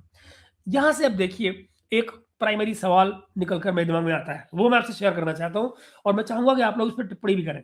सवाल क्या है? क्या आपको लगता है कि ईरान एक दूसरा सीरिया बन सकता है? ये मेरा सवाल है। थोड़ी सी इस पर मैं बात भी कर लेता हूं आपसे। देखिए आखिर सीरिया का मॉडल क्या था? आज का जो ईरान है, क्या उससे कुछ मिलता जुलता है उस सीरिया वाले मॉडल से? कितना मिलता है, कितना नहीं मिलता है? या वर्ष के सिनेरियो में क्या वाकई ईरान जो है दूसरा सीरिया बन जाएगा? तो एक शॉर्ट कैप ले लेते हैं 2011 से लेके और 2015 का एक शॉर्ट कैप रिकैप ले लीजिए कि आखिर सीरिया मॉडल था क्या। प्रोटेस्ट हो रहे थे सीरिया में, क्रैकडाउन चल रहा था, और बहुत तेजी से आर्म्ड रिवोल्ट हुआ वहां पे। फिर क्या हुआ? अदलीब, अलेप्पो, रक्का, इन पर अलग अलग जो ग्रुप्स का कंट्रोल बन गया। अलग अलग ग्रुप्स ने अदलीब, अलेप, ये सिटीज है ना, रक्का और अलेप्पो, इन पे कब्जा हो गया उनका। टेरिटोरियल ब्रेकअप हो गया। सीरिया जो है जमीनी तौर पे टूट गया एक तरह से। कई लोग जो है, कई तरह के वहां पे आर्म्ड धड़े सामने आ गए। फॉरेन इंटरवेंशन शुरू हो गई, चाहे वो रशिया की हो, अमेरिका की हो, सब बहुत शुरू हो गया। America, Turkey, gulf, Russia, Iran, सबका इंटरफेरेंस वहां आ गया। और फिर देखिए यानी कि क्या बना? Syria model is equal to collapse, state collapse plus territorial fragmentation plus proxy playground. यानी सीरिया मॉडल क्या था? सीरिया मॉडल था पहले स्टेट टूटा, फिर जो टेरिटरीज थी वो टूटी, यानी कि टेरिटोरियल फ्रेगमेंटेशन हुआ, और फिर क्या हुआ? वो प्रॉक्सी प्लेग्राउंड बन गया। यानी कि वहां पे अमेरिका भी आ गया, टर्की के लोग भी आ गए, तो गल्फ भी आ गया, रशिया भी आ गया। गल्फ और रशिया वहां जाहिर है आपस में भिड़े हुए थे, और साथ में आ गया ईरान। ये हुआ था सीरिया का हाल। अब जरा इसमें सिमिलैरिटी देखिए, ईरान से क्या बनती है या नहीं बनती है, वो भी देखिए। आज का जो ईरान है उसमें समानताएं क्या है सीरिया से, इस सीरिया से जो मैंने आपको बताया, और अंतर कहाँ है? देखिए पहले सिमिलैरिटीज देखते हैं। हैवी रिप्रेशन यहां भी है और रहा है। कुर्दिश, बलोच, अरब पेरिफेरीज हैं, उनमें रेजेंटमेंट मौजूद है, बिल्कुल मौजूद है। ठीक है। फिर देखिए जो पावरफुल एक्सटर्नल एनिमीज हैं, यानी कि अमेरिका, इजराइल, गल्फ, वो सब बाकायदा यहाँ ईरान में इस समय मौजूद हैं, लड़ रहे हैं किसी न किसी रूप में। ठीक, ये हुई सिमिलैरिटीज जो उस जमाने के 11 से 15 के बीच में जो सीरिया था उससे सिमिलर काम यहाँ हो रहा है। अब जरा समझिए अंतर कहाँ था, और ये बड़े इंपॉर्टेंट अंतर है, इसको जरा देखिए। ईरान की जो स्टेट कैपेसिटी है वो बहुत मजबूत है। ईरान की अपनी जो स्टेट कैपेसिटी है वो बहुत मजबूत है, यानी आईआरजीसी है उनके पास, बासिज है उनके पास, इंटेलिजेंस है उनके पास, ये सब अभी भी वैसे का वैसा मौजूद है, इसको कुछ चोट नहीं लगी है। लेकिन साथ ही क्या है, और जो डिफरेंस आते हैं वो क्या है? कोई भी बड़ा, ये उससे अलग है। सीरिया में ये चीजें मजबूत नहीं थी, वहां सब कुछ टूट गया था। यहाँ ये सब मजबूत है ना? क्या? IRGC मजबूत, बेसिस मजबूत, इंटेलिजेंस मजबूत, ये सब इंटैक्ट है वहाँ, जो कि सीरिया में नहीं बचा। दूसरा अंतर क्या है, जो डिफरेंस है सीरिया से? कोई भी बड़ा state level organised armed opposition अभी तक ईरान में नहीं है। ईरान में कोई ऐसा गुट अभी तक नहीं खड़ा हुआ है जो हथियारबंद हो, ऑर्गेनाइज्ड हो और इस सरकार के खिलाफ काम कर रहा हो। ऐसा कोई जगह नहीं है। किसी भी शहर पर, किसी भी सूबे पर कोई अल्टरनेटिव अथॉरिटी नहीं है। किसी शहर पर किसी का कोई कब्जा नहीं है। पूरे का पूरा जो इलाका है ईरान का, वो ईरान की सरकार के कब्जे में है। ठीक? फिर एक एलीट कोहेजन है। एलीट कोहेजन, खमनेई की हत्या के बावजूद आप ये देखिए, जो सिस्टम है उसने बड़ी क्विकली अपने आप को कंसोलिडेट किया और जो क्रांति होने के कोई भी चांसेस थे ईरान में, वो सब के सब खत्म हो गए। पब्लिक उनके साथ में खड़ी हो गई। कंक्लूजन क्या है दोस्तों, कि अभी जो इंस्टेबिलिटी है, जो अस्थिरता है, वो बड़ी गंभीर है, लेकिन स्टेट कलेप्स नहीं हुआ है। The state of Iran has not collapsed, जो कि सीरिया में पहले टाइम ही हो गया था। सीरिया में पहले स्टेट कलेप्स हुआ, फिर डिफ्रेगमेंटेशन हुआ था। यहाँ स्टेट कलेप्स नहीं हुआ अभी तक। ये बात जानने वाली है। तो अगर इसको मैं हिंदी में शब्द गढ़ रहा हूं, अगर मान लीजिए इसका सीरियाकरण किया जाए, ईरान का सीरियाकरण अगर होना हो तो उसका रास्ता क्या होगा? तो वर्स्ट केस में उसकी 3 टर्म्स हो सकती हैं। वो क्या है? एलीट फ्रैक्चर हो या कू हो। या तो IRGC जो है वो टेक ओवर करे, कुछ करे, या एलीट फ्रैक्चर हो, जो एलीट है वो आपस में बढ़ जाए। दूसरा, कुर्दिश या बलोच या जो अरब इलाके हैं, वहां पर आर्म्ड अपराइजिंग शुरू हो जाए, वहां पर हथियारबंद विरोध शुरू हो जाए। जो इलाके हैं वहां पर कोई और कब्जा करना शुरू कर दे, कोई कोई कर्डिश ग्रुप कब्जा करना शुरू कर दे, जो कि अभी पीछे अमेरिका ने कोशिश भी की थी, आपको याद हो। बलोच जो सिस्तान वाला इलाका है, वहां पर कोई इस तरह की चीज शुरू हो जाए, जो पॉसिबल है। और अरब इलाके, है ना? तीसरी बात क्या है कि अमेरिका या इजराइल, या अमेरिका और इजराइल, ये और कुछ गल्फ कंट्रीज मान लीजिए कुछ मदद करें, कोवर्ट वेपनाइजेशन करें, छिपकर कुछ गुटों की मदद करें, वहां पर हथियार हथियार पहुंचाएं, किसी और तरह से मदद करें, ऐसा कुछ करें तो कुछ बन सकता है। और ये तीनों अगर एक साथ हों, अगर ये तीनों एक साथ भी हों तो भी, तो ईरान फिर आपको देखिए मल्टी फ्रंट सिविल वॉर में बदल सकता है और फ्रेगमेंटेशन की तरफ जा सकता है। यानी ये वो सिनेरियो मैंने आपको बताया कि इस केस में वहां पर ऐसा कुछ हो सकता है कि ईरान टूटे, यूं मानिए आप। यानी कि फिर अगर ऐसा कुछ होता है तो फिर वो सीरिया नहीं बनेगा, ये सीरिया से ज्यादा बड़ा सीरिया बन सकता है, ये समझिए आप। अच्छा, अब अभी तक क्यों नहीं हो पाया ये? इसको लेकर अल जजीरा है, ISW है, या CSIS जैसे थिंक टैंक जो है, वो क्या कहते हैं? वो कहते हैं दोस्तों कि ये ठीक है कि रिजीम ब्रूटल है, ईरानी रिजीम ब्रूटल है, लेकिन फंक्शनल है। अपोजिशन डिसऑर्गेनाइज्ड है, पूरी तरह से ऑर्गेनाइज नहीं है। फॉरेन पावर्स जो है वो ईरान को कमजोर करना चाहती हैं। फॉरेन ताकतें, इजराइल अमेरिका मान लीजिए या गल्फ मान लीजिए, वो ईरान को कमजोर करना चाहते हैं, लेकिन जो अनकंट्रोल्ड कलेप्स है वो उनके लिए भी मुसीबत लेकर आ सकता है। जो अनकंट्रोल्ड कलेप्स होगा वो गल्फ के लिए, स्पेशली गल्फ के लिए बहुत बड़ी मुश्किल ला सकता है। यानी वहां रिफ्यूजी जा सकते हैं, जिहादी जा सकते हैं, एनर्जी का बहुत बड़ा कियोस्क खड़ा हो सकता है, जो कि दुनिया के लिए मुसीबत बन सकता है। अब इसके अलावा जो CSIS है वो क्या कहता है? वो कहता है कि ईरान वॉर जो है वो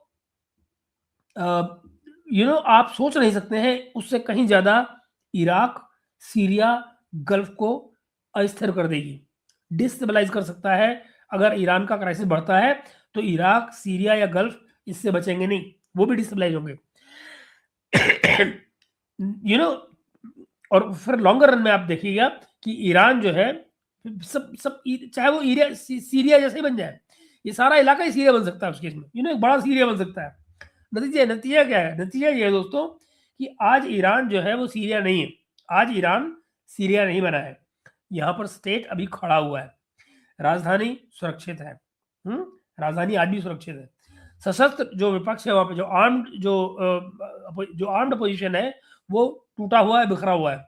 लेकिन अगर ये लड़ाई खिंचती है, अगर ये लड़ाई लंबी जाती है तो क्या होगा, एलीट में मान लीजिए अगर फूट पड़ती है, लड़ाई लंबी चलती है, एलीट में अगर फूट पड़ती है, और जो सरहदों का जो इलाका है, यानी कि जहाँ पर कुर्द रहते हैं, बलूच रहते हैं, या अरब इलाके हैं, वहाँ पर अगर आर्म्ड कॉन्फ्लिक्ट को बाहर से कोई स्पॉन्सर मिलता है, समझिए, बाहर से कोई स्पॉन्सर मिलता है, तो ईरान उस रास्ते पर धकेला जा सकता है। ईरान जाएगा या नहीं, ईरान को उस रास्ते में धकेला जा सकता है जिस पर सीरिया गया था। जिस तरह सीरिया के साथ हुआ था, वो कुछ फिर ईरान के साथ में हो सकता है। फर्क फर्क सिर्फ इतना होगा दोस्तों कि इस बार सिर्फ ईरान नहीं जलेगा। ईरान नहीं जलेगा। अगर ऐसा कुछ हुआ तो एक बहुत बड़ा, बहुत बड़ी आबादी वाला इलाका, तेल और गैस से जुड़े हुए तमाम इलाके ऐसा जलेंगे कि उनकी राख पूरे एशिया में, पूरे यूरोप पर गिरेगी। ये मेरा मानना है। अगर मैं इस पूरी की पूरी बात को, जो मैं पिछले 1 घंटे से आपसे बक कर रहा हूँ, इसको मैं सिर्फ 2 लाइन में आपके सामने रखनी चाहूँ, ज़रा सुनिए। साउथ पास से लेकर रास लफान तक और जो इकोनॉमिक वॉर शुरू हुई है, रियाद और इस्लामाबाद में न्यूक्लियर की अफवाहें हैं, बीजिंग और मॉस्को में जो ग्रेट पावर्स की स्ट्रेटजी चल रही है, और फिर भीतर से ईरान के टूटने का सीरिया जैसा डर, ये सब मिलकर दोस्तों ये बताते हैं हमको आज कि जो ईरान की जंग है, जो ईरान की जंग है, वो किसी एक देश की कहानी नहीं है। ये किसी देश की कहानी नहीं है दोस्तों। ये 21वीं सदी के एक नए वर्ल्ड ऑर्डर की परीक्षा है। एक नया वर्ल्ड ऑर्डर जो कि बन रहा है, ये उसकी एग्ज़ाम है एक तरह से। मित्रों, मैं अब आपके जो भी आपके कमेंट्स हैं वो ले लेता हूँ, इससे पहले कि हम शो को खत्म करने की तरफ ले जाएँगे। आई थिंक कमेंट आपके आज थोड़े आए हैं, बहुत, बहुत कम आए हैं। मित्रों, मैं बताऊँ आपको इससे पहले कि शो हम आज का खत्म करें, कल हमारे साथ जुनैद भाई भी होंगे। कल ईद का भी दिन है, उनके यहाँ कम से कम कल उनके यहाँ ईद है, तो हम कल सब साथ में ही करेंगे। ओके, चलिए जी, व्योम भाई हमारे साथ में हैं, वो नमस्कार कहते हैं। व्योम भाई नमस्कार, एंड फ्लेक्स भाई नमस्ते। एस कुमार जी भी हैं हमारे साथ में, वेरी गुड, गुड इवनिंग। मेरी हेल्थ, राजकुमार एस कुमार भाई, बहुत अच्छी हो रही है। I am improving very rapidly. बहुत, आप देख ही सकते हैं, आवाज़ भी आ गई है, खांसना भी कम हो गया है, नाक भी नहीं बह रही है। ओके, एंड देन जी, जी, बिल्कुल, मच बेटर, है ना? एंड देन व्योम जी आगे क्या कह रहे हैं, वैसे कतर भी है ना, सेम टेरिटरी एज़ इन, बिल्कुल, बिल्कुल, क्यों नहीं? इसीलिए तो देखिए ना, गल्फ के इलाके में ही है ना कतर भी। होप आप अभी स्वस्थ हैं। जी, एस कुमार भाई, बिल्कुल स्वस्थ हूँ मैं, बहुत बेहतर हूँ। शुक्रिया आपका। एंड सर, इस युद्ध में किसका बनेगा, किसका बिगड़ेगा? मैंने यही तो आपको बताया, पिछले 1 घंटे से यही बता रहा हूँ दोस्त। एक्चुअली तो सही मायने में ईरान का जो बिगड़ेगा सो बिगड़ेगा। लेकिन मुझे क्या लगता है कि इस सब के बीच में दुनिया का बहुत कुछ बिगड़ रहा है। दुनिया की इकोनॉमी का बहुत कुछ बढ़ रहा है। मुझे लगता है कि इस साल में अ, हमें भी बचना होगा। हमारी भी इकोनॉमी पे अब तो मुझे यकीन हो गया है कि हमारी भी इकोनॉमी पे इम्पैक्ट तो आएगा इसका। हमारी ग्रोथ रेट पे इसका निश्चित रूप से फ़र्क आएगा। मुझे इसमें कोई शक नहीं है। क्योंकि अगर हमारी एनर्जी के प्राइसेज़ बढ़ेंगे, जो कि बढ़ रहे हैं, और आने वाले दिनों में मुझे पूरा यकीन है कि एनर्जी प्राइसेज़ ऊपर जाएँगे, और अगर एनर्जी के प्राइसेज़ ऊपर जाते हैं दोस्तों, तो आप ये देखिए, हर चीज़ बढ़ेगी, इवन इन्फ्लेशन भी बढ़ेगा। मैं अलग से एक एपिसोड इसके लिए आपको प्लान कर रहा हूँ 10-15 मिनट का, कि जिसमें मैं आपको बताऊँगा कि इन्फ्लेशन जो है, वो आने वाले दिनों में बढ़ने जा रहा है। महँगाई बढ़ेगी, कोई बचाव नहीं है इससे। इकोनॉमिक वॉर जो है, अ नहीं, मुझे लगता है दोस्त, फ्लेक्स, एक्चुअली ये इकोनॉमिक वॉर उसी दिन शुरू हो गया जिस दिन पहला हवाई हमला किया गया ईरान के ऊपर। सच्चाई तो ये है कि हमला होने से पहले से एक्सपर्ट्स भी कह रहे थे, और ईरान भी ये कह रहा था कि हम स्ट्रेट ऑफ हॉर्मुज़ बंद कर देंगे अगर हमला हुआ। तो ये बात सबको मालूम थी कि ये किया जाएगा। जो हो रहा है वो कोई हवा में नहीं हो रहा है, तुक्के में नहीं हो रहा है। ये सब कुछ पहले से कहा गया था। ईरान ने कहा था कि हम ये करेंगे, उसके बावजूद ये किया गया। तो दैट मीन्स कि बेसिकली दुनिया को एक खास डायरेक्शन में जानबूझकर धकेला गया है। राम राम सभी को, बिल्कुल, बिल्कुल राम भाई, थैंक यू सो मच यार। मैं नहीं बोला, आपने बोल दिया। लाइक शेयर सब्सक्राइब, बिल्कुल शुक्रिया आपका। एंड आगे देखते हैं। नहीं, कमेंट है यार ठीक ठाक। ओके, चंदन आगे कह रहे हैं, सर हमला सऊदी में हो रहा है, लेकिन नुकसान यूएसए को होगा, क्योंकि फिर मिडिल ईस्ट वाले यूएसए पर से भरोसा करना बंद करेंगे, क्योंकि उनकी सिक्योरिटी को तो वाट लगा दिया ट्रंप ने। ये बात आप बिल्कुल सही कह रहे हो चंदन, लेकिन देखना ये होगा उनके पास ऑल्टरनेटिव क्या है, और ऑल्टरनेटिव उनके पास ओवरनाइट नहीं आएंगे। जो इक्विपमेंट इनके पास है वो अमेरिका का है, और ये भी आप जानते हो कि वो उस इक्विपमेंट को स्विच ऑन ऑफ कभी भी किया जा सकता है, यू नो। तो वो ये बंधे हुए हैं अमेरिका के साथ में, सैडली। कल जुनेद भाई भी ये कहते हैं ना, ये सच्चाई भी है कि बड़ी हद तक ये बंधे हुए हैं। हो सकता है कि लॉन्ग रन में अपनी पॉलिसीज के जरिए ये चीज़ों को अपने आप बेहतर करें, इंडिपेंडेंट हो, लेकिन ये सब कुछ ओवरनाइट नहीं हो पाएगा। Sir honestly escalation ladder can go for a toss any day now. बिल्कुल, I totally agree, 100% agree. In fact मुझे लग रहा है कि हर रोज ये जो एस्केलेशन लैडर है ये ऊपर ही जा रही है, नीचे नहीं आ रही है।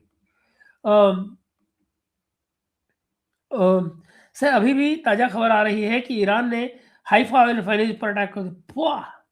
होना ही था ना चंदन, होना ही था।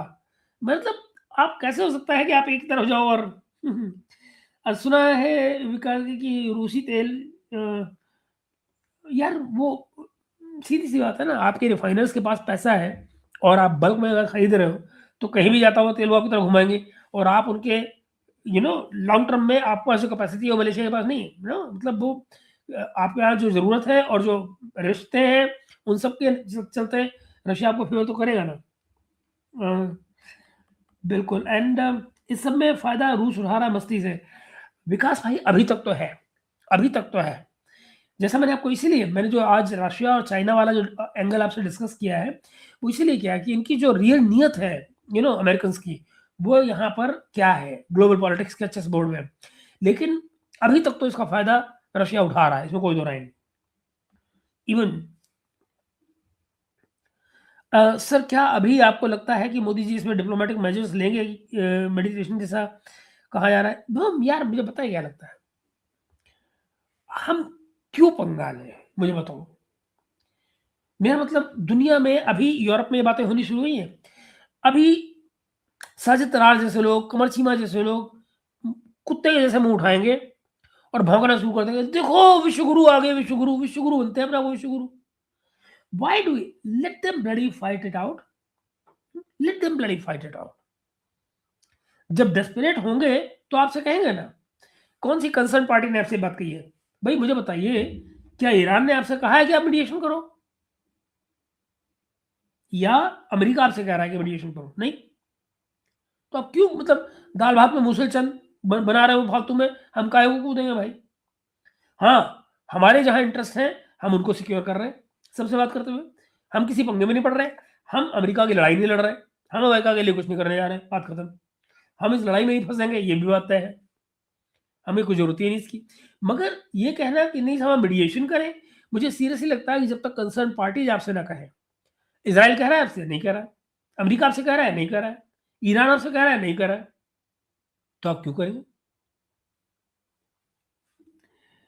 जी, महाराज भाई नमस्ते, कैसे हैं? मैं मतलब विचार आपका अच्छा है। मैं आपको बताऊँ, मेरे मन को भी सुकून मिलेगा अगर इंडिया ऐसा कर पाए। मुझे लगता है कि शायद देर-सवेर ऐसा होगा, लेकिन राइट नाउ मुझे नहीं लगता। रशिया के लिए मौज है पूरा। पुतिन चाचा हुँ। सूचना तैयार है कि चीन जो ईरान की मदद कर रहा है, वो सब पाकिस्तान के होते हुए ही ईरान जा रहा है। जी, बिल्कुल संभव है, पूरी तरह संभव है। पाकिस्तान किसी का नहीं है भाई, वो दोनों तरफ खेलेगा, जहाँ से जो मिल जाए, कुछ ना कुछ मिलना चाहिए, बात खत्म।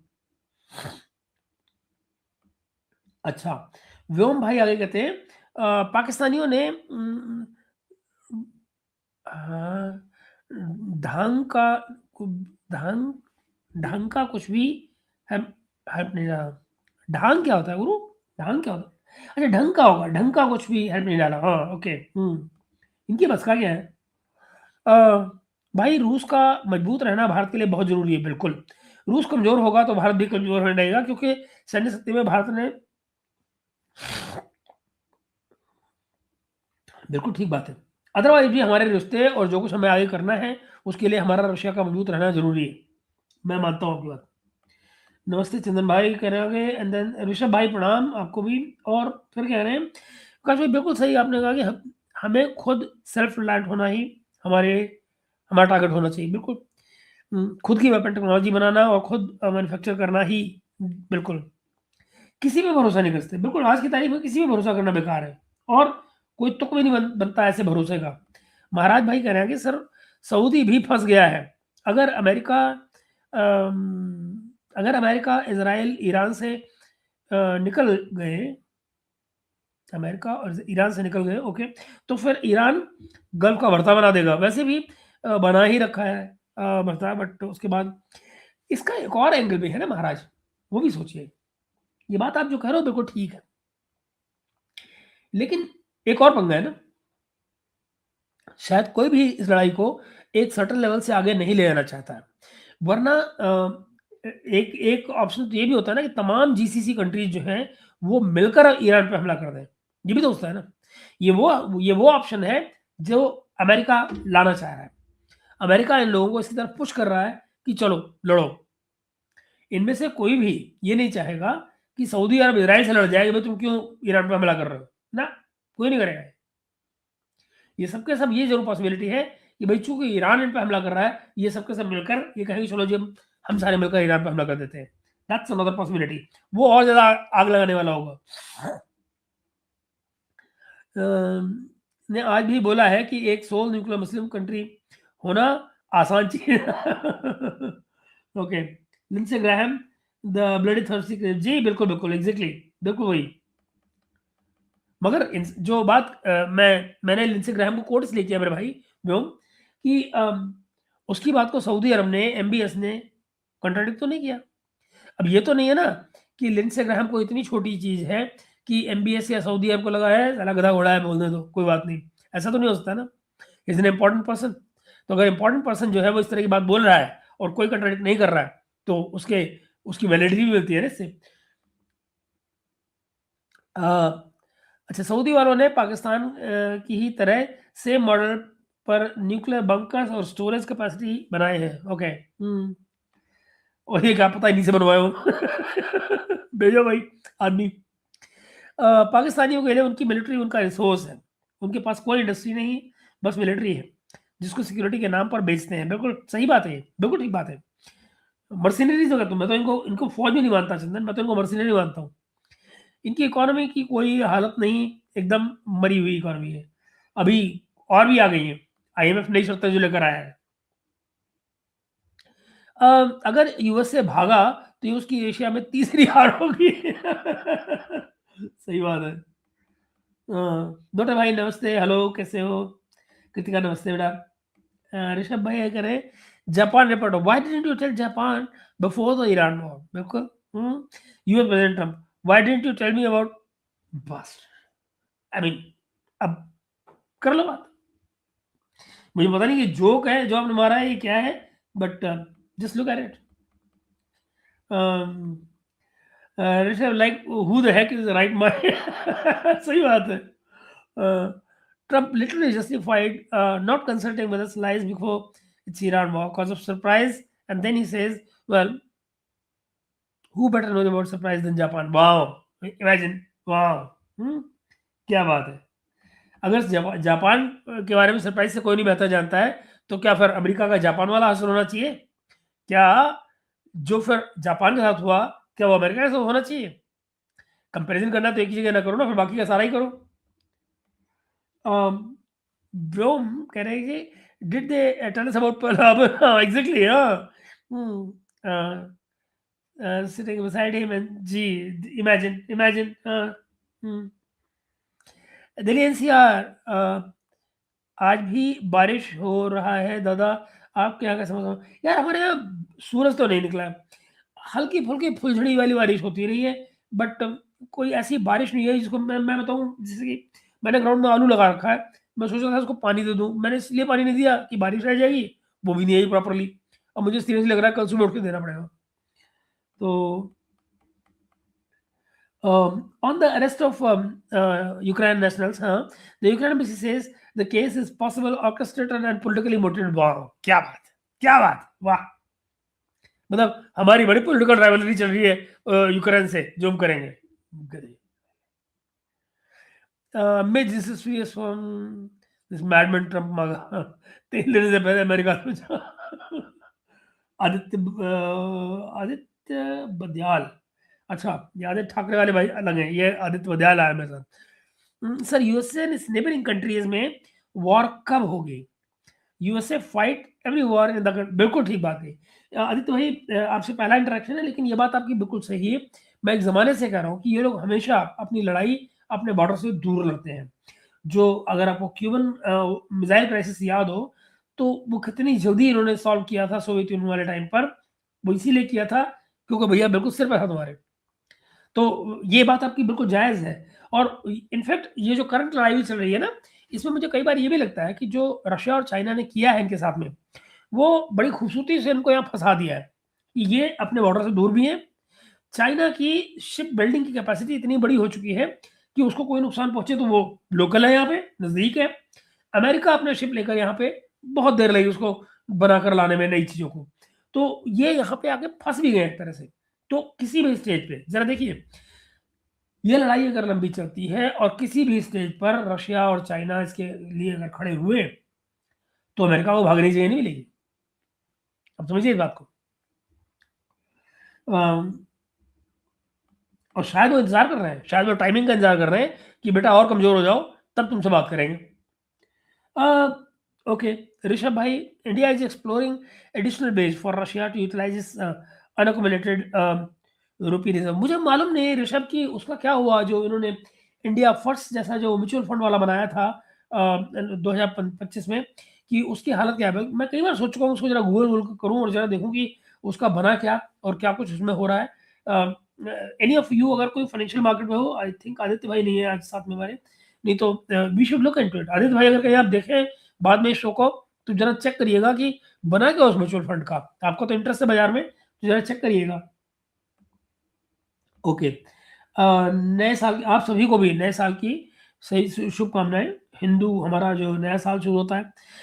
Rice indeed, no, nice, nice indeed, no need to burn our fingers in someone else's the, exactly भाई, मुझे भी यही लगता है। तो कोई तुक नहीं है ना फ़िज़ूल में, और इसमें मिलता-मिलाता कुछ नहीं है। Ultimately you turn out to be burning your own fingers, rightly as you said.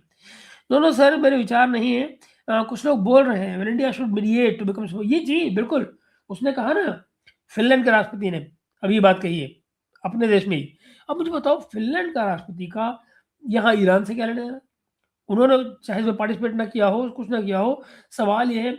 Even America में जो बड़े मशहूर कमेंटेटर हैं कर्नल मैकग्रागर, उन्होंने ये बात कही है। उन्होंने आज से करीब 15 दिन पहले बात कही थी कि भई इंडिया इज़ द कंट्री, उनका भाषा का, फिलॉसफी का, ट्रेडिशन का, हर तरह का ईरान से रिश्ता है और वो ईरान से सीधे डायरेक्टली बात कर सकते हैं। मैंने आपको कई बार ज़िक्र किया है आरिफ जमाल भाई का। आरिफ जमाल भाई जिन्होंने एलईटी की हिस्ट्री लिखी थी, आई एम प्रिविलेज्ड, मैंने उसको पब्लिश किया था उस टाइम पे। तो उन्होंने मुझे वो जवाब आपको बताई थी, मैं आपको अक्सर याद दिलाता रहता हूँ कि एक दिन आएगा जब ईरान के मसले को सॉल्व करने में जो ज़मीन पर जो कार्रवाई होगी वो इंडिया करेगा। ये बात उन्होंने मुझे आज नहीं, 2014 में कही थी अ, आरिफ उमर भाई ने। तो मुझे तो कई बार लगता है ये जो आप आज बातें कर रहे हैं, ये सब मुझे रिफ्लेक्शन नज़र आता है 2014 की उनकी बातों का। अ, ओके, धनंजय भाई नमस्कार। पाकिस्तान पर अमेरिकी खुफिया तुलसी गैबर्ट का बड़ा बयान, पाकिस्तान के खिलाफ मिसाइल कार्यक्रम से अमेरिका को खतरा। जी, उन्होंने कल मैंने वो बयान देखा, आप लोगों ने जब बात की थी। ज़ाहिर है पाकिस्तान में उसके ऊपर बड़ी रिपोर्टिंग हुई है और इससे पता ये भी लगता है ना कि अमेरिका किसी का नहीं है। और इससे ये भी अंदाज़ा होता है कि जो कुछ हो रहा है, ये दरअसल एक बड़े खेल का हिस्सा है। अभी जो आप देख रहे हैं, इससे इसके एक्सपेंशन, इसके नए एंगल्स कहाँ-कहाँ जाएँगे, किस-किस की तरफ जाएँगे, अभी वो सब खुलना बाकी है। मैं इसीलिए जो आपको आज आज मैंने इतना बड़ा स्केल दिखाया ना, इतना जो बड़ा कैनवास खोला है, वो इसीलिए खोला है कि ज़रा सोचिए, ये चीज़ें उतनी सीधी नहीं है, जितनी नज़र आ रही हैं। ये सिर्फ़ एक मिसाइल, एक बम का किस्सा नहीं है, एक इलाके का किस्सा नहीं है। ये लड़ाई दरअसल कहीं और जा रही है। नहीं, इंस्टाग्राम को लताड़ भी लगाया था यूएई के एक बिलियनियर ने when he ordered them to send forces. क्या पता। India's AMCA project under development, UK, Italy, Japan developing 6th generation fighter aircraft discussions in preliminary stage, no agreement is. जी ऋषभ भाई, वो बिल्कुल ठीक बात है। इनफैक्ट उसकी अपनी दिक्कतें भी हैं। जो आज आज मेरे ख्याल से किसी दोस्त ने हमको लिखा भी था, वो यही है कि हाँ, हाँ, अमेरिका में हमारे एक दोस्त हैं, वो मुझे अक्सर ईमेल पे जानकारी भेजते रहते हैं कुछ। तो उनका मेल आया था, मैंने उनको रिप्लाई किया इसी बारे में। उनका कहना था कि जो फ्रांस वाला है 6th जनरेशन का प्लान, उसको हमें जॉइन करना चाहिए। उसमें एक इश्यू है, उसका जो नेवल वर्जन है उस जहाज़ का, उसके लिए हमारे पास कोई एप्रोप्रिएट करियर नहीं है, एयरक्राफ्ट करियर हमारे पास नहीं है।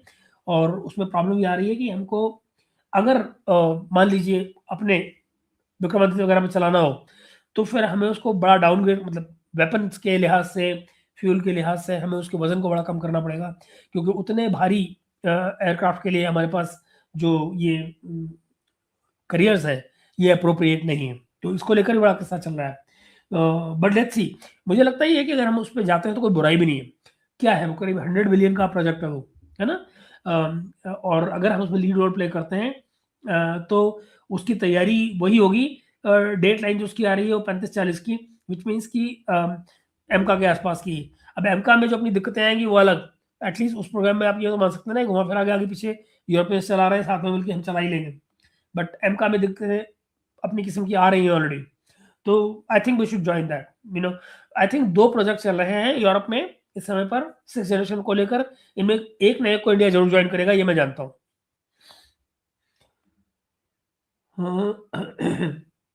ओके, व्योम भाई आए कह रहे हैं, आपने सही कहा था, Lindsey is an important man but his blood sexy. Absolutely, बिल्कुल ठीक बात है, 100% सही।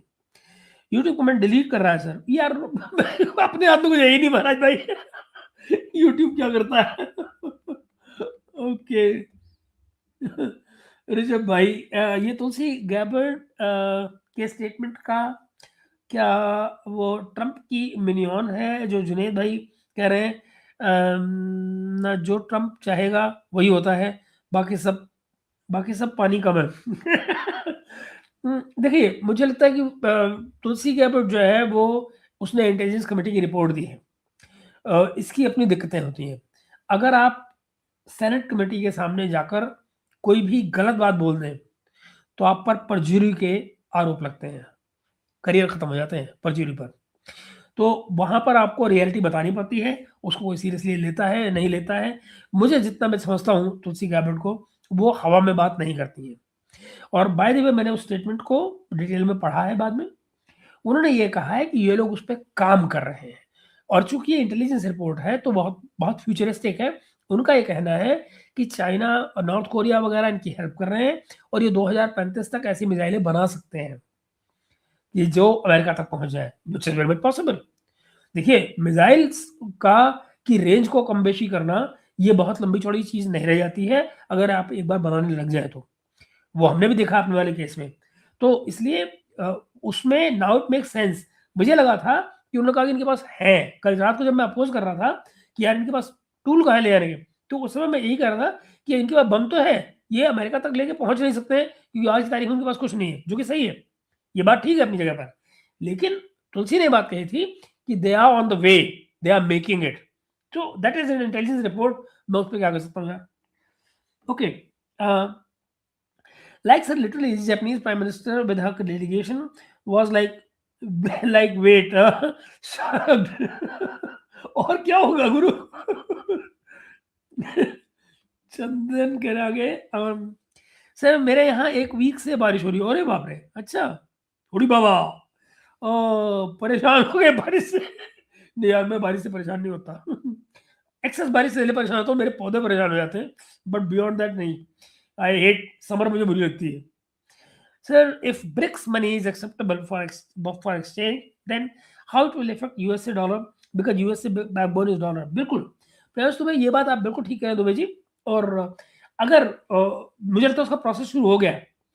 जो कुछ इस समय पर हॉर्मुज़ में हो रहा है, जो ईरान ने किया है, मतलब मैं कल भी ये बात कर रहा था, मैं शायद परसों भी कह रहा था कि मैं उम्मीद ये कर रहा था कि जब हमारे पास ब्रिक्स की समिट होएगी इस साल, शायद ये प्रोसेस उस समय पर शुरू होगा। हमारे यहाँ चाइना ने और इंडिया ने ऑलरेडी सेंट्रल बैंक को उसकी तैयारी करने के लिए कह दिया है, आरबीआई ने। है ना?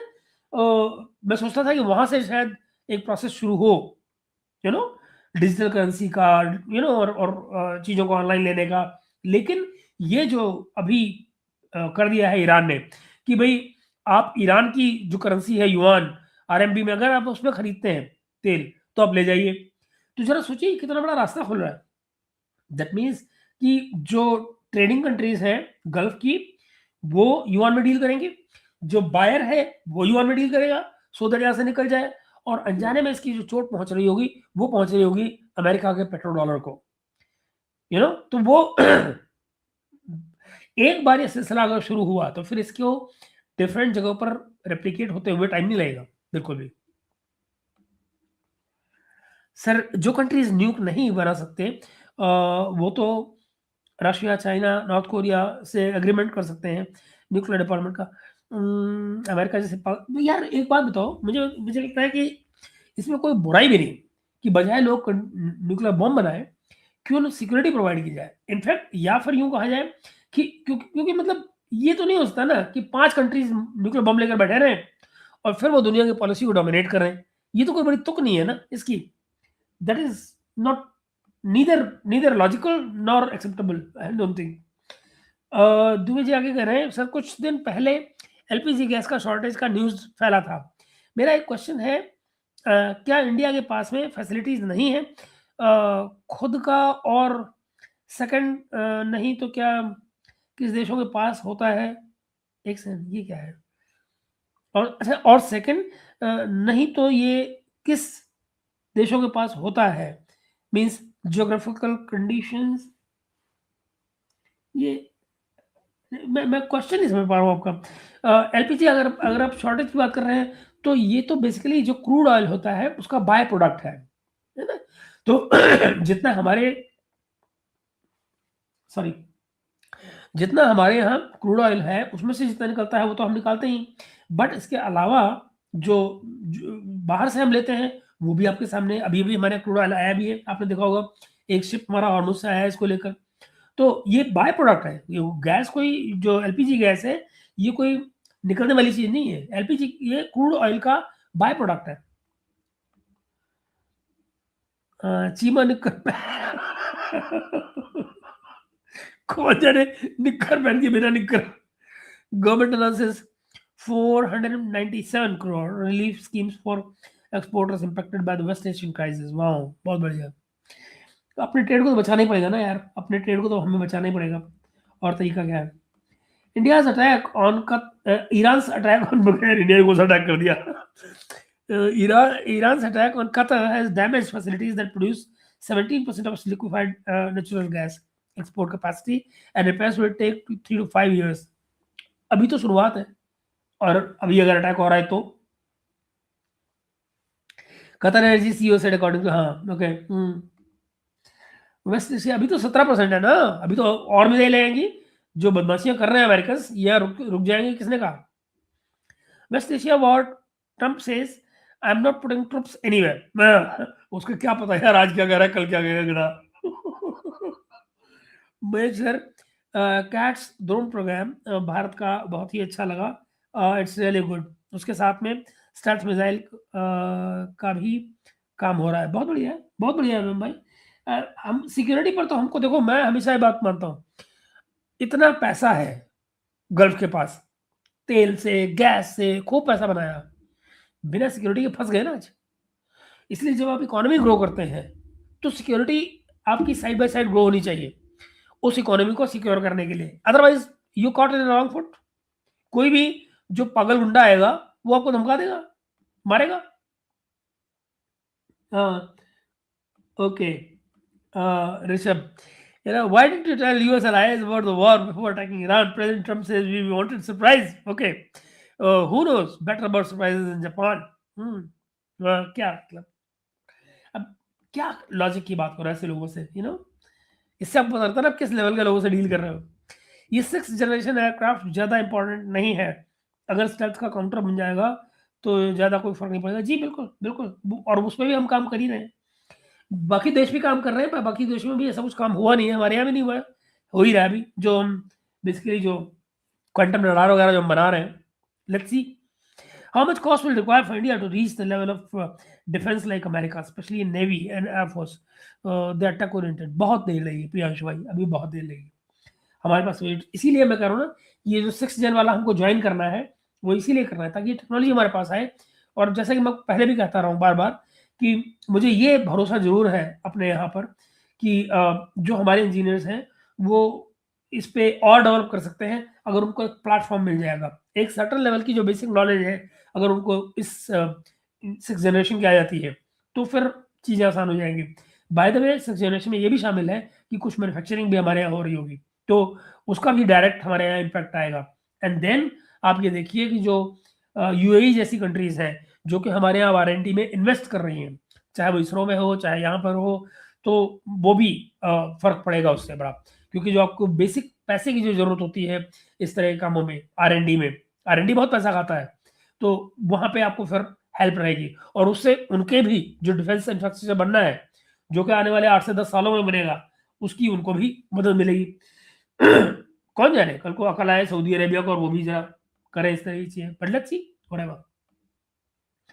अमेरिकन सीनेट में यूएस इंटेलिजेंस कम्युनिटी के खतरे के आकलन पर एनुअल रिपोर्ट के मुताबिक भारत और पाकिस्तान के संबंधों के कारण परमाणु संघर्ष का खतरा बना हुआ है।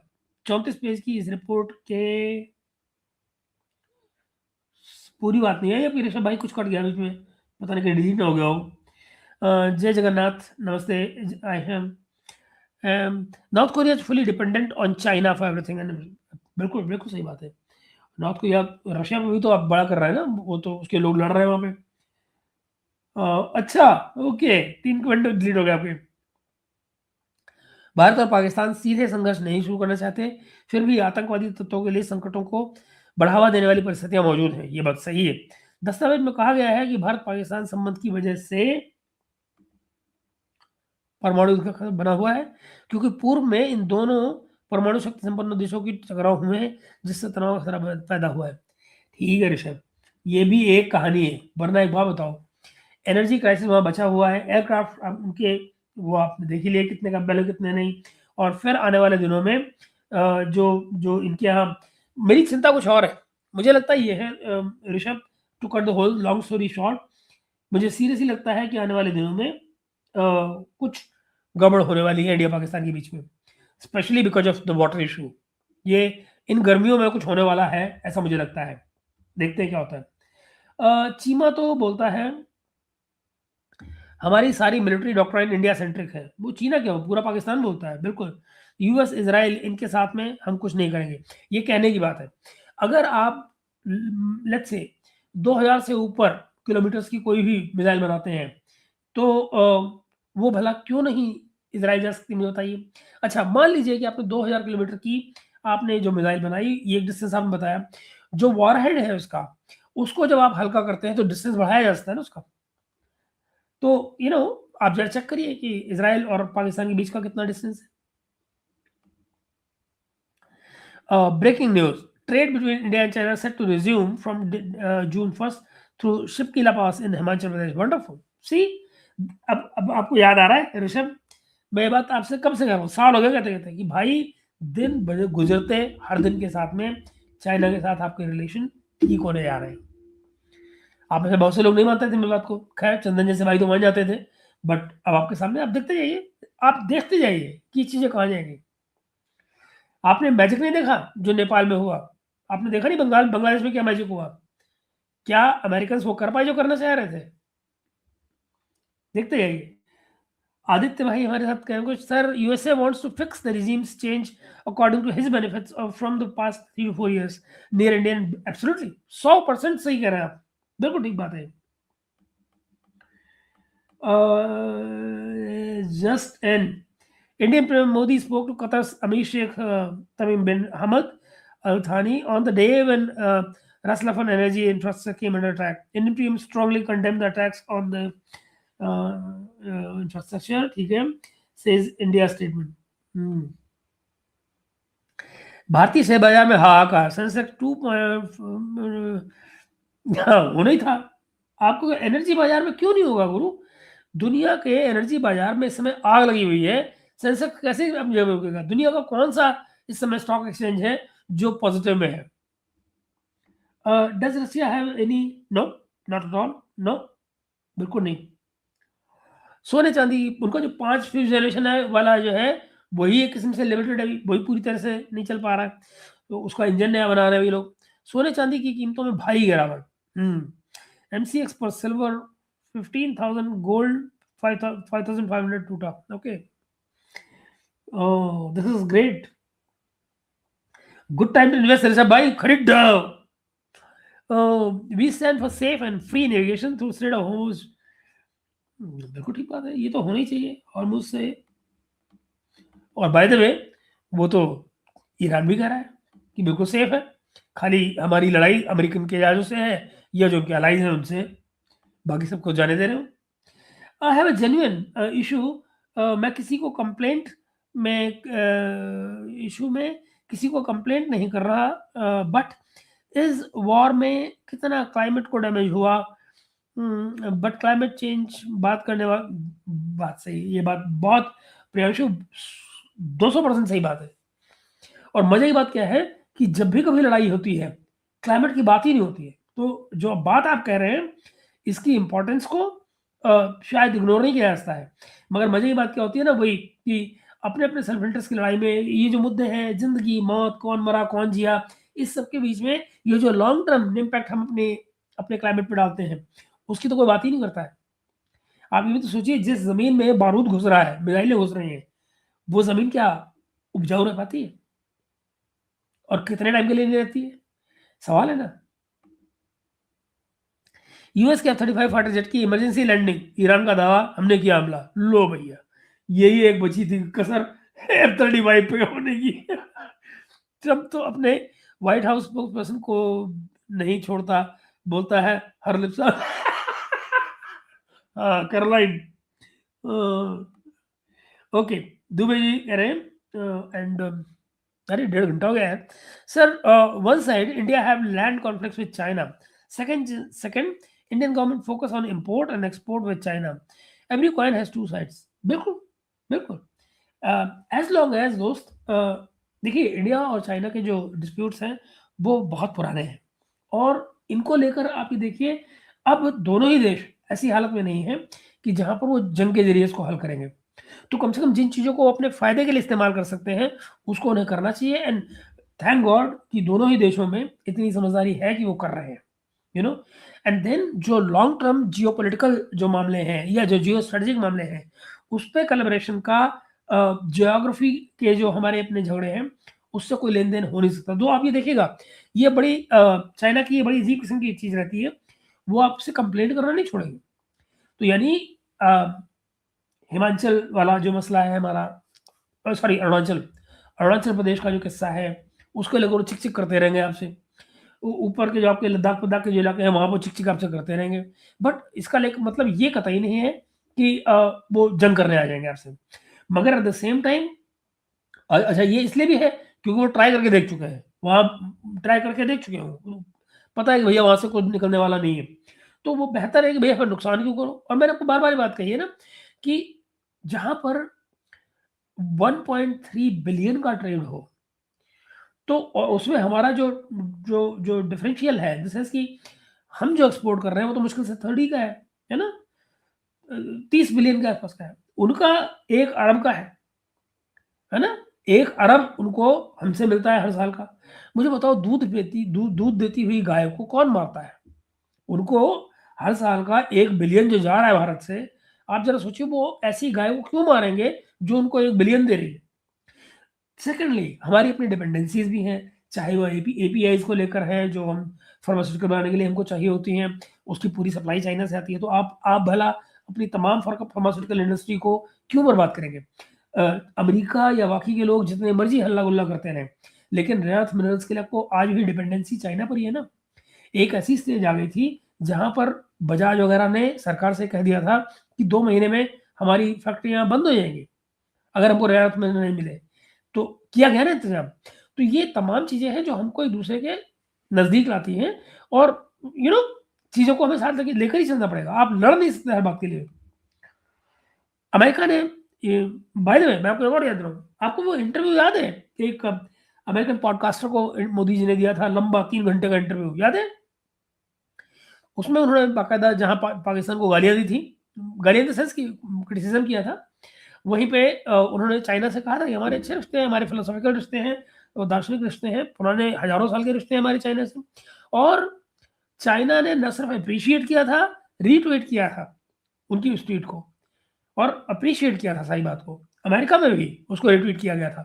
मैं कहने की कोशिश ये कर रहा हूँ कि ये समझ कि भारत का क्या महत्व है, और इसको लेकर किसी के मन में कोई भ्रम नहीं है, लोग जानते हैं।